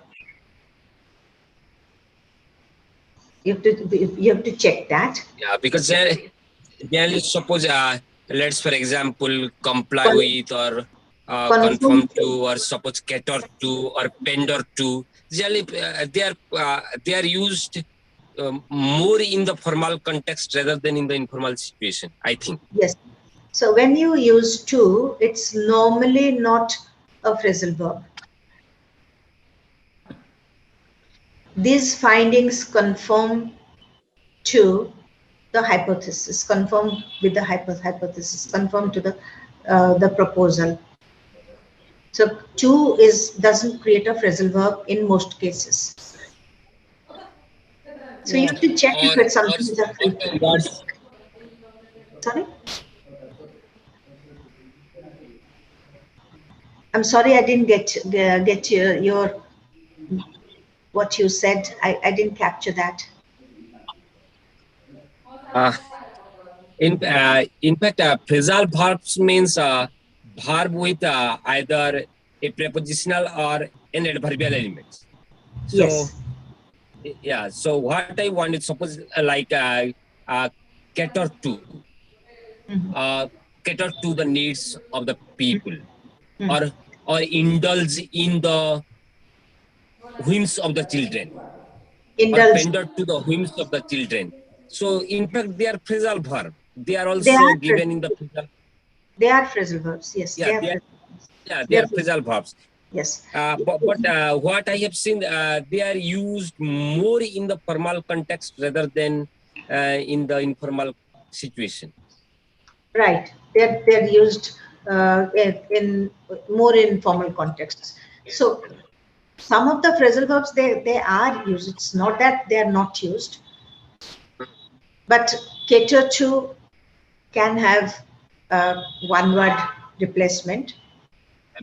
Suppose meet the requirement, meet the need of the people. So I think Support.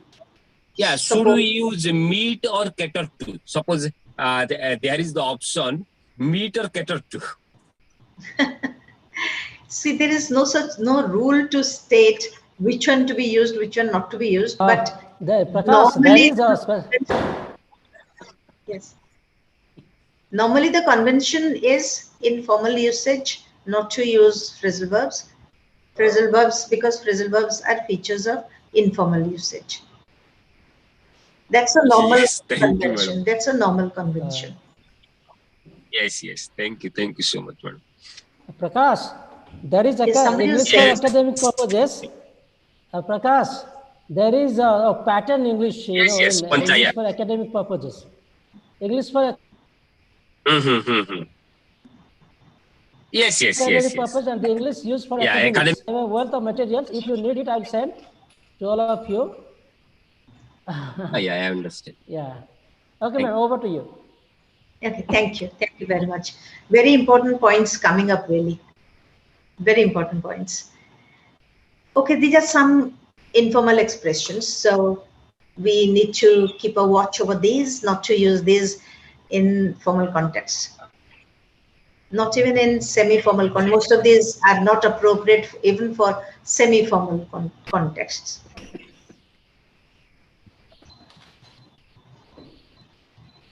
Okay, just a quick look. It's not very, I mean, all of us know this, just to have a quick look at the expressions.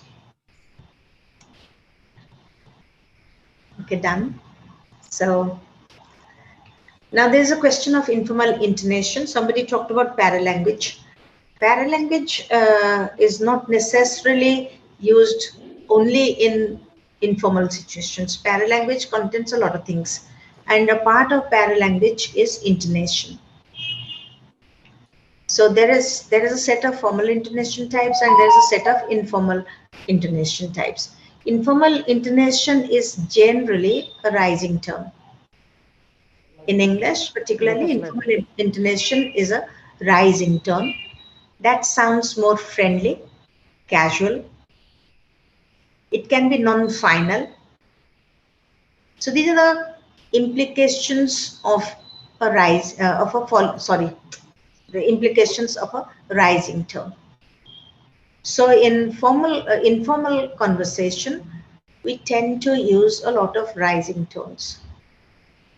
Whereas in contrast, in formal situations, we tend to use the falling tone, which is final, which is not casual, which is not tentative.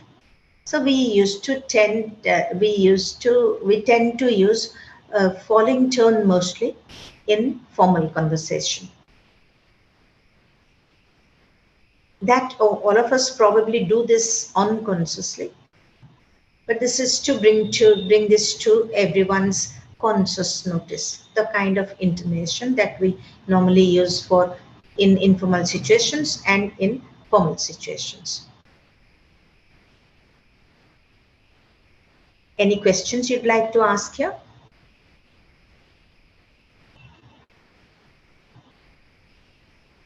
Ma'am, what is non-final?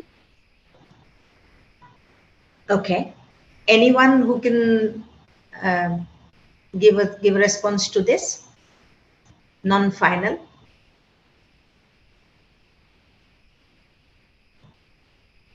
With an example, we may not explain this, but with an example, if you can explain this through an example.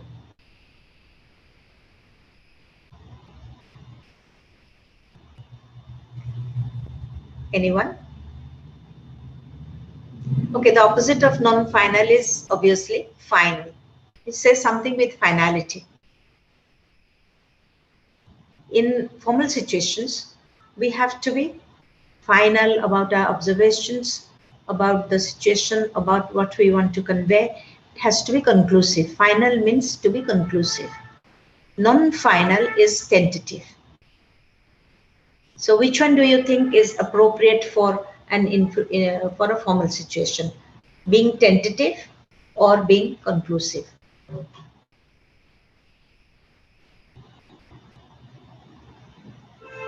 Which one is more appropriate for a formal situation? Conclusive. To be Conclusive. more conclusive, so that we convince people. If we are tentative in a formal situation, if we speak in a formal situation, make a presentation or in a discussion, we have to be conclusive so that we gain our point.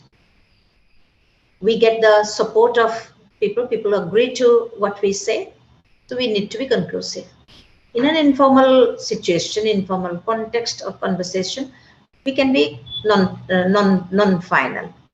We need not be conclusive all the time because that might hamper a friendly relationship. Sometimes to be inconclusive, to be tentative helps retain the bond. But a formal context demands something different. So can anyone think of a non-final statement in a formal context? Where the tone is not conclusive, tone doesn't imply that it's conclusive.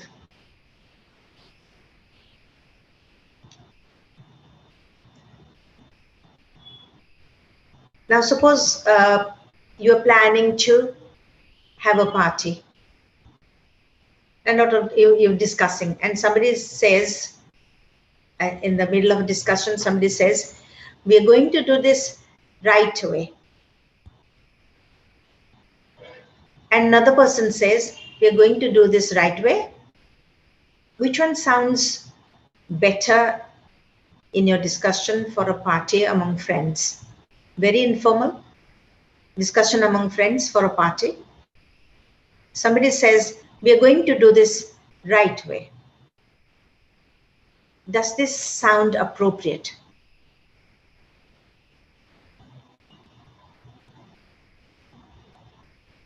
What do you say?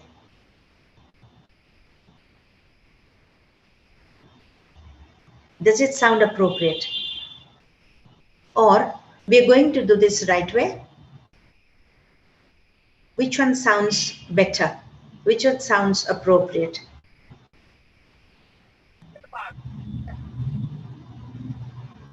Sorry? We're going to do this right way. What kind of tone is this? It's a falling tone and it implies a command. It means if I'm among friends and I'm saying this in this tone, I'm giving a command to everyone, which is not proper. It's a friendly discussion. It's about a party. It's not appropriate. It's not proper to give a command there. Sounds quite unfriendly. If I say, we're going to do this right way, that doesn't sound very proper. We're going to do this right way. That sounds better. Yes, in more informal with a rising tone. Okay, I'm not sure if we have enough time for a little activity. So if we have time, I can continue. If you don't have time, I can stop here. Yes, ma'am, we have. Panchanan, sir? Panchanan, sir, can we have another half an hour? Not half an hour. We need about 10 minutes. 10 more minutes for the last activity. Yes, ma'am, we have. We do have. Please continue. And is everyone sure about this? Because my one Yes, and a ma'am. half. Sure, ma'am. Yes, One ma'am, and a very half much. hours each got Yes, ma'am. over. Continue, please. Okay, all right, all right. It's going to take 10 minutes, not longer than that.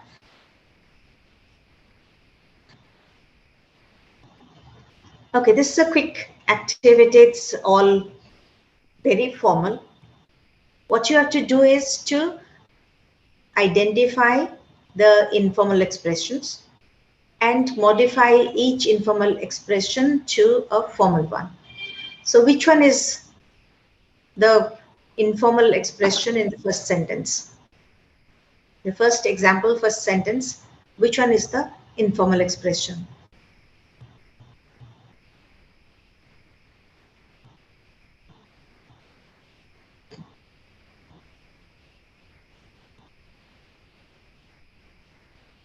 If you take so long, we cannot finish in 10 minutes.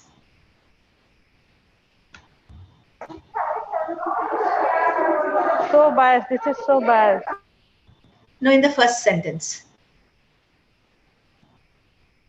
In the first sentence.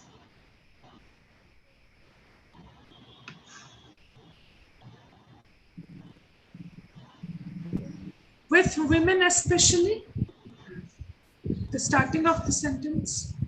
With women especially is quite formal. That is quite formal. That's formal expression. Sorry? The expression, okay, the first one I'm giving you the answer, a lot of. There's a lot of social pressure. Yes. A lot of is an informal expression. So how do you modify that to make it formal? Considerable. We can use considerable. Considerable. Considerable. And yes, there can be variations. It's not just one expression, one word which will replace it. There can be many, yes, many appropriate ones. Yes, many appropriate ones. There can be many. Yes. But we have to, first of all, identify which one is the informal expression. Okay, in the second example,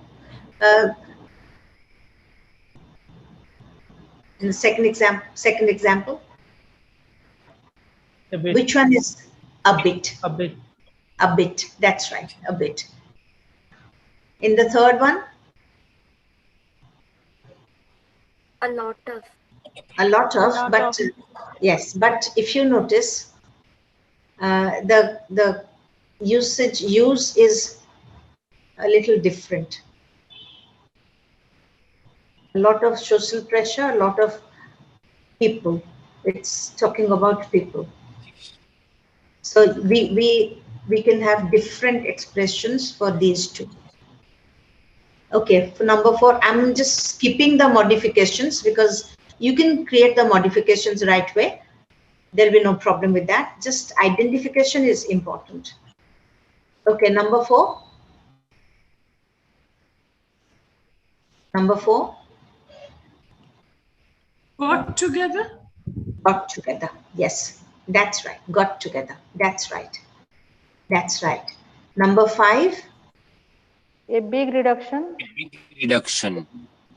Sorry? Number 5. Now sentence example number 5.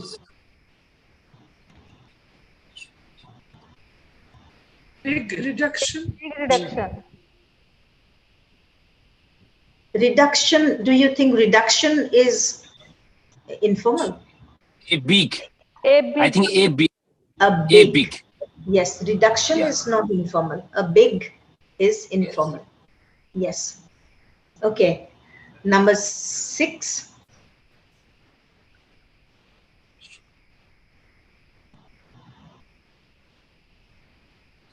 So many. Is there a problem with many?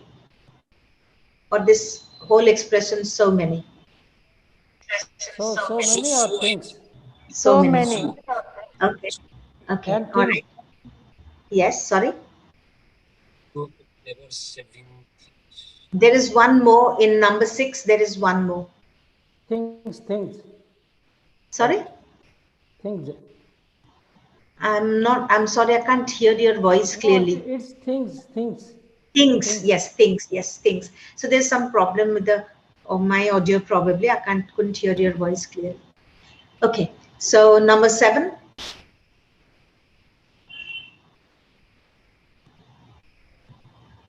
Making the effort. Simply making. What is wrong with simply? What is informal about simply? It's making efforts. Making the effort is also not very informal. I think it's tough. Yeah. It is stuff. It is stuff which is informal, quite informal. Stuff, right. Stuff. Number 8.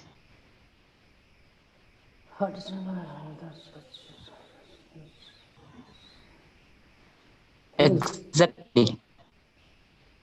Exactly is informal. How? Number 8. That's Sochi. Sorry? Sometimes your voice, I can't hear your voices clearly. Things. Again, things. Things. Yes, this number 8. Okay, all right. Number 9. Things will be objects, yeah, collection of things. Yes, Find out. In 9, find out. Find out, yes, find out, yes. Then the next one.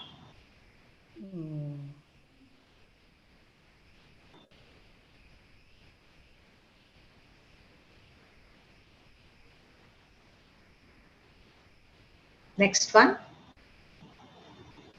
So many. Done again a number of times. Yes. Okay. Here is the problem. Everything, or you have a very short expression there. That is informal. A number of times, is that a problem? Is that informal? Many times. Again, a number of times. A number of times is also quite formal. Yeah. The problem is with again. Done again. Yes, Repeated. Yes, absolutely. Repeated. Done again is quite informal. Okay, number 12.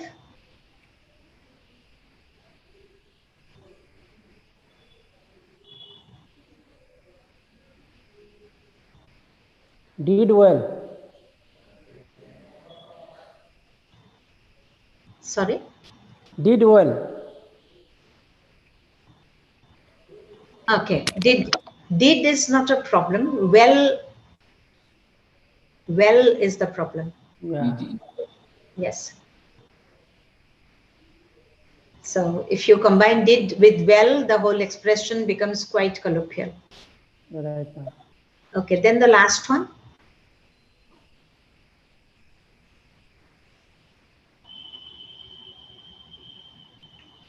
I guess good. In good. Is it make sure? Make sure, that is one. Make sure. Sorry? Only if. It could be only. Provided that. Only is not essential. Effective vaccines prevent health hazards. If governments ascertain everyone is vaccinated in good time. It should be provided that. Provided where? If, in place of if. No, it's not necessary to replace one item which is not informal with a phrase which is longer than. Make sure. Yes, make sure. Ensure. Yes. Ascertain. Yes. Okay, we can use quite a few other replacements for all these informal items. The issue is we have to locate. Right.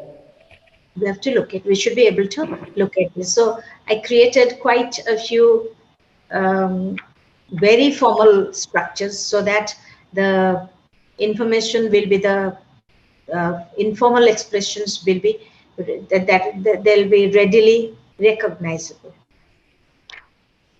Okay, so we finished in very quickly, record time. So any questions, anything else that we may spend maybe 5 minutes on that?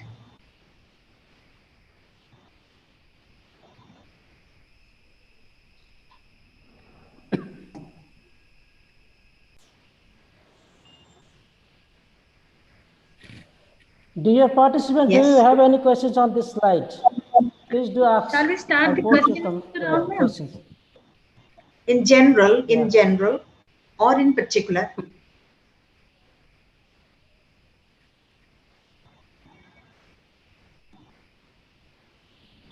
Yes. I'll just take one interruption to say hello to Albert. Hello, Albert. Such a long time. You are muted. You're muted. I'm sorry. I joined very late.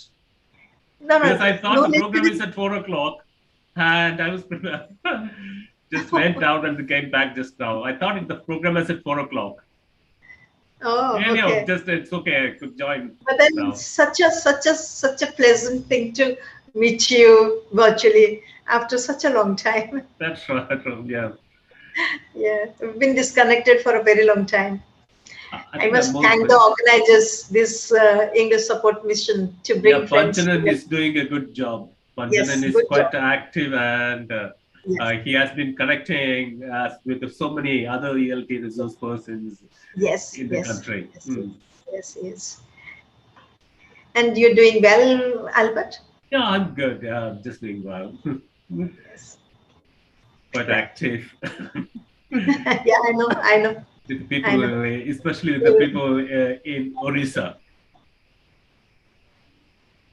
I didn't know about Odisha, but I've seen you very active in many different forums. Yes. Okay. Thank you. Thank you. Thank you, Kalyani. Yeah. So we'll get back to question session for 5 minutes, if that's possible. Aren't there any questions from participants? It's a very important topic, no?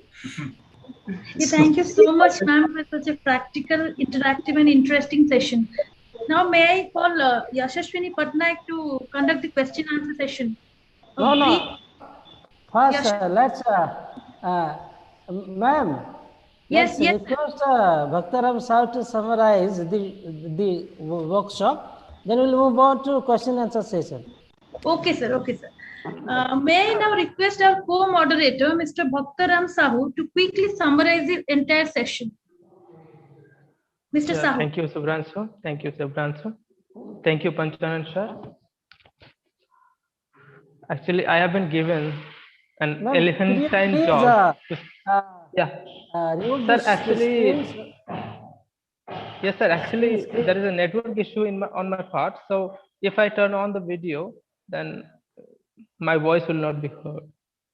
That's the problem. That's why I'm stopping the video. Will it be okay, sir, if I stop the video? Yeah. Please go ahead. Okay, sir. Thank you, sir. Thank you very much for giving me this opportunity. And I have been given this elephantine job to summarize one of the stalwarts of Indian literary world. Is Professor Kalyani, madam. Still, I'll try to summarize it in 2 to 3 sentences, if I may. Professor Kalyani, madam, very delicately explained formal and informal communication, as well as the distinction between formal and informal communication, with lucid examples. Were so I would like to use this word delicate, that students, even students will be able to get those examples by heart and can use this formal and informal communication in their life. Second thing that Madam taught us or discussed was question tags and important many things, which even many of us were not aware of, as one of our colleagues said. And she also taught us the appropriate uses of phrasal verbs, question tags, contractions, and formal and informal intonations. Thank you, madam. Thank you very much for such a beautiful talk, which I was waiting for a very long time to listen to you. Thank you very much, ma'am. Thank you. Over to you, Susan. Thank you. Thank you, Mr. Sahu. Now may I request Ms. Ma'am, could you please stop sharing your screen, PPT? Sure. Yes. No, I thought if anyone might need to ask me to get back to you. That's fine. But I'll stop sharing. Now Dr. Albert Firan sir has joined us. I request him to speak a few words. Thank you, Bhajanan. Thank you, Bhajanan, for this wonderful opportunity. I'm sorry I joined very late. Anyway, it's a pleasure being in touch with, connecting with the resource person today after many years, I must say. And it's a very interesting topic, like a formal conversation and informal conversation. As ELT resource persons, we know that our learners, the second language, those who learn English as a second language, learn it in a very formal manner. For example, a few years ago, I remember a student called me. It was almost 8 years ago. He actually, he was not well and he wanted a day off. And he called me and then said, "Sir, good morning. As I'm suffering from fever, I won't be able to attend your classes today. May I request you to grant me leave for 2 days." The way you write your leave letter, he read like a book. So formal conversation is different, informal conversation is different. When you talk to someone on the phone, you use spoken English, spoken grammar. That's why, though I didn't attend the session, when he summarized it, I could very well understand what the resource person focused on. Informal conversation is different and formal conversation is different. Informal, the situation demands. For example, when I speak to a higher authority, though something like, it's a very formal situation, occasion, I cannot use the language in such a way that I'm speaking to a friend. It could be friendly, but the situation demands a different sorts of language, different sort of grammar. Though it's a spoken grammar, different sort of words I use. The tone is formal. This is what I want to insist on. The tone should be formal in formal situations, and the tone should be informal in informal situations. Students preparing for various competitive exams like IELTS and TOEFL, when they are tested in speaking, we test them just say whether they speak, whether the tone is proper. So it's very important as teachers of English, we should tell our students to use informal expressions in informal situations and formal expressions in formal situations. More practice. It's like, we cannot learn English from a book. That's very clear. If I want to become a good swimmer, I do not know how to swim. By reading books on English, like swimming, I cannot become a swimmer. I should throw myself in water and shake my legs and hands. This is how I'll practice and learn English. In the similar manner, if I want to specialize, just want to become an expert in speaking, or I want to develop my conversational English, I must converse in English. Different situations, formal and informal. I think the resource person has clearly said that. It's a very important topic. Even after attending the workshop, you people should know, what phrase, please analyze when someone speaks to you, whether if it's a formal situation, whether the other person uses formal English or informal English. Please analyze it. By analyzing it and giving proper feedback, we'll be able to help our students, and we'll be able to do justice. Thank you so much for this wonderful opportunity, Panchalan. Thank you, Dr. Kalyani. Thank you, Albert, for I that. wish I attended the whole session. I would have benefited. Okay. No, English blues, give us blues. Oh, God. Beautiful thing. But Thank for you, sir. that Thank you point, so I'm much. very grateful that analysis. We have to notice and analyze. That's the only way to do things, learn things, not from reading books as you suggested so truly. Thank you. Thank you. The telephonic Thank you, English sir. is Thank you, also ma'am. very, very important. Telephonic conversation.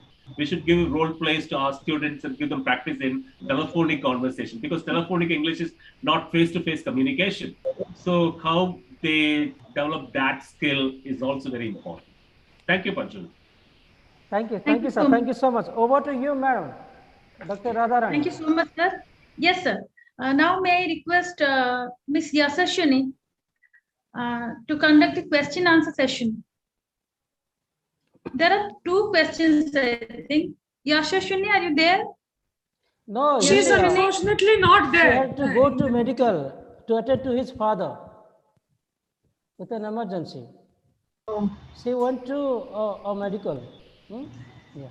So can I have 2 questions in the chat box? Now, yeah, Subhranshu can moderate. Yes, Okay, sure. Yes. So the first question is from Malavika Mishra. She's asking why quoted will is preferable in imperative tag. Yes, okay. So if you remember, the purpose of imperative tags, an imperative tag, if you remember, what is the purpose of an imperative tag?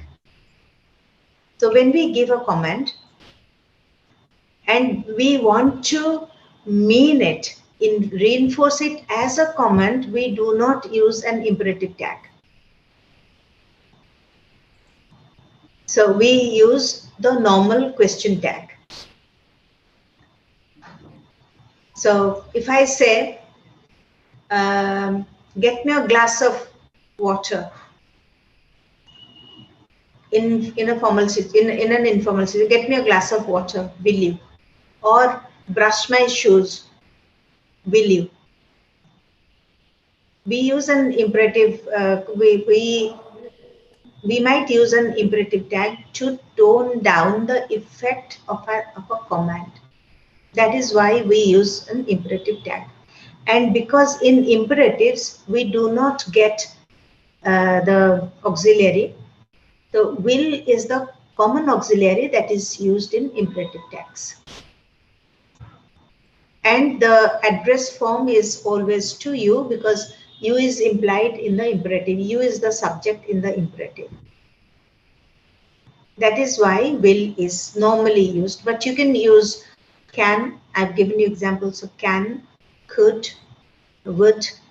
You can use all those, but the normal usage is, the common usage is with will. Second question is, what is the importance of phrasal verb in writing and speaking skill? Importance, in what sense? See, if you say something is important, you must mention in what manner something is important. Phrasal verbs, when they are used in informal contexts, in writing and speaking, they're used in informal contexts generally. So that is, in phrasal verbs are colloquial expressions. I don't understand what you mean by the importance of phrasal verbs. What is the importance of phrasal verbs? I really don't understand the question. Phrasal verbs are colloquial expressions. They're considered to be colloquial expressions in the language.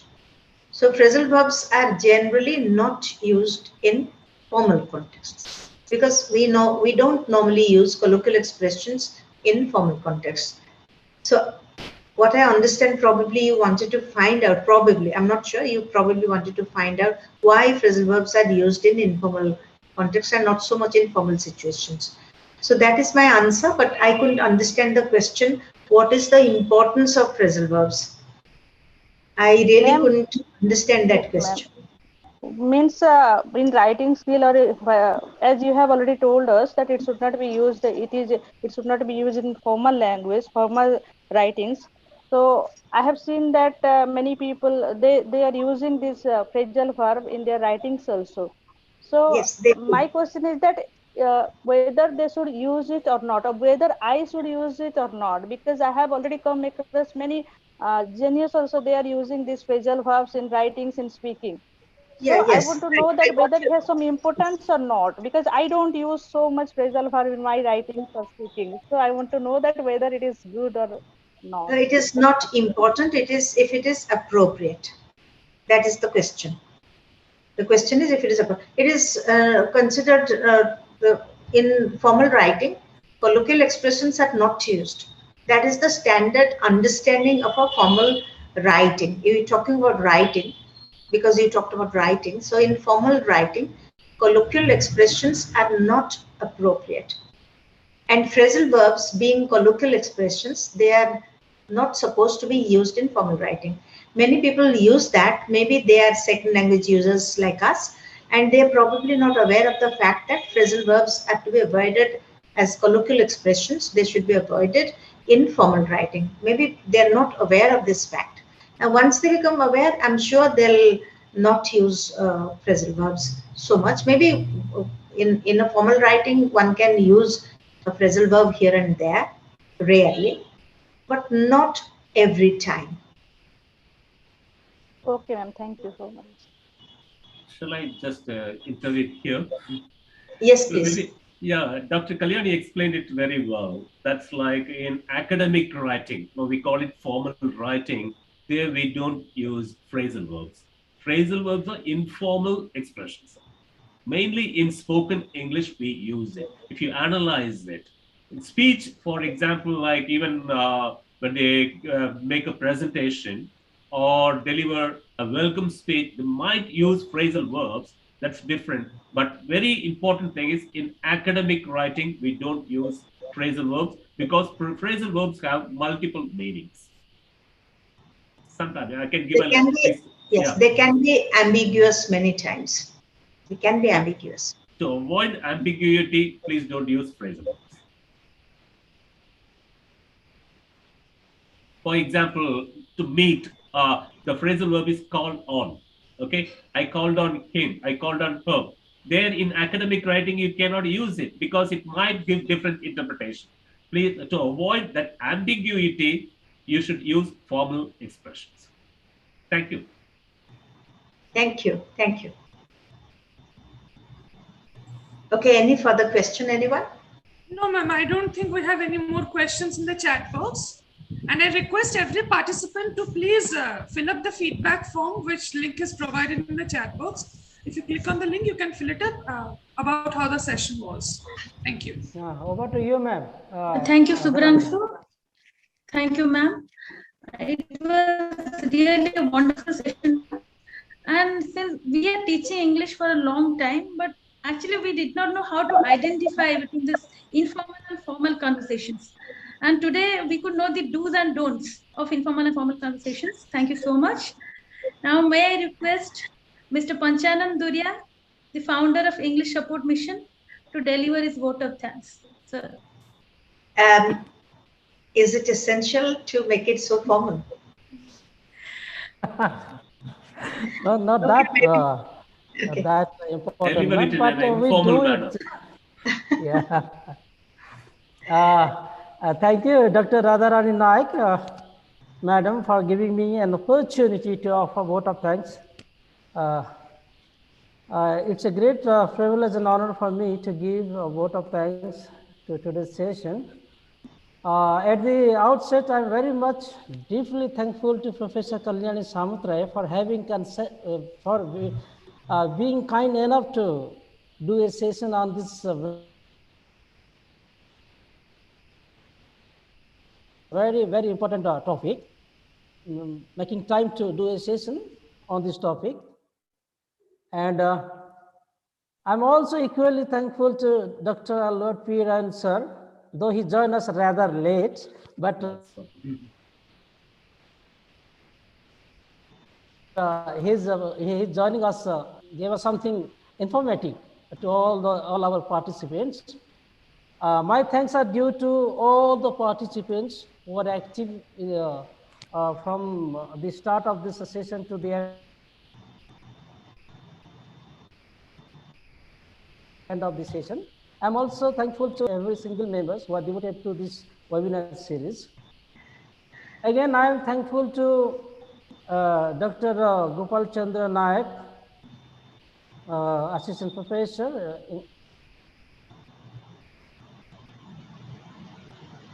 of English, Regional Institute of expert, Mr. Nishant Mund, for arranging all these things in a beautiful manner. Without whose support, this webinar could not have been a success. Program, we initiate our participants to this aspect of language use. Because nobody teaches such things to our students. So I make it a point to initiate our participants, English support missions participants to this aspect of languages. And they know something about this. That's why they are able to respond to your queries and questions. Thank you once again. Thank you so much, Dr. Radharani Madam, for being kind enough to host this entire session. I'm thankful to Dr. Ram Sao for summarizing the sessions, and Subhranshu Das for co-moderating this session.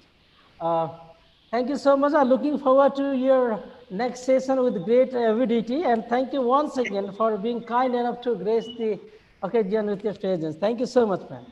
Thank you. I must thank all of you. This is such an opportunity. This is such a pleasure, and this is such an honor. Really, I must thank you for this privilege. And we're sorry for some technical problems initially that occurred. So see, this happens most of the time because we are all online all the time for last 1.5 years nearly. From last March, 2020 March, we are online. So all of us confront this problem almost every day. So no need to worry about this. This is very common occurrence nowadays. And I thank individually everyone. You've taken so much effort. You've done so much, so beautifully conducted, and such technical expertise from Mr. Nishant Mund, and everyone done everything so meticulously done.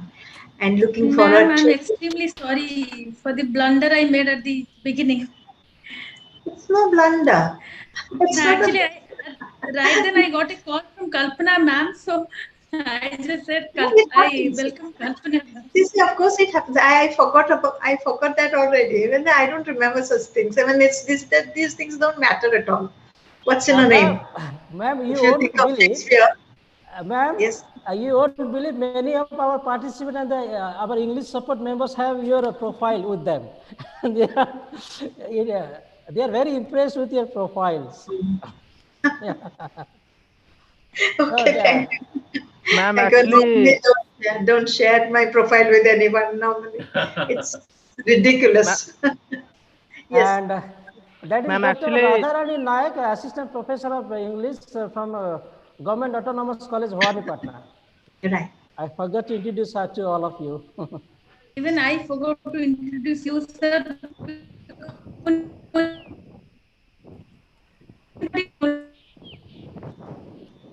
People like you don't need an introduction.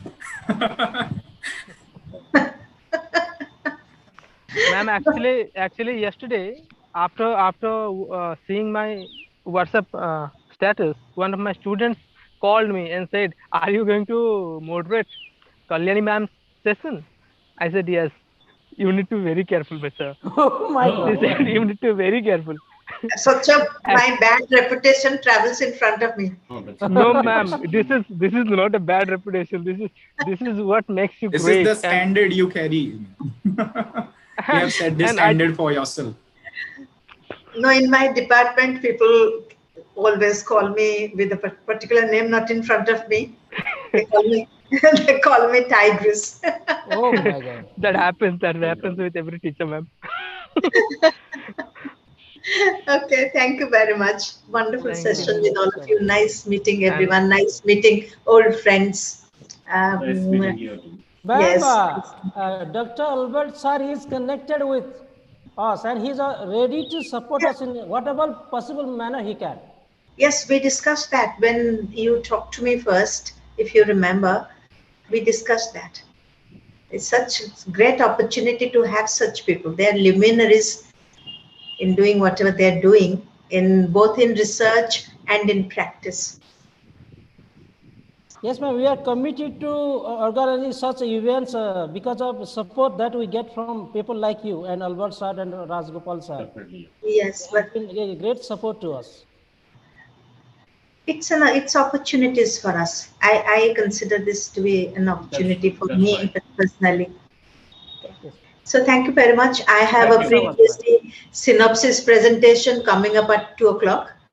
So I must get ready. I must go to that session now. Thank you. Thank you. Thank you very much. Thank you very much. Thank you, ma'am. Thank you so much. Thank you, everyone. Thank you, everyone. Thank you. We're meeting again next month, I think, September. 31st August, I think. 31st of August. 31st of August. Yeah. Okay. Okay. Okay. Thank you very much. Thank you so much. Thank you. Thank you, ma'am. Thank you, ma'am. Taking Thank you, sir. Taking everyone with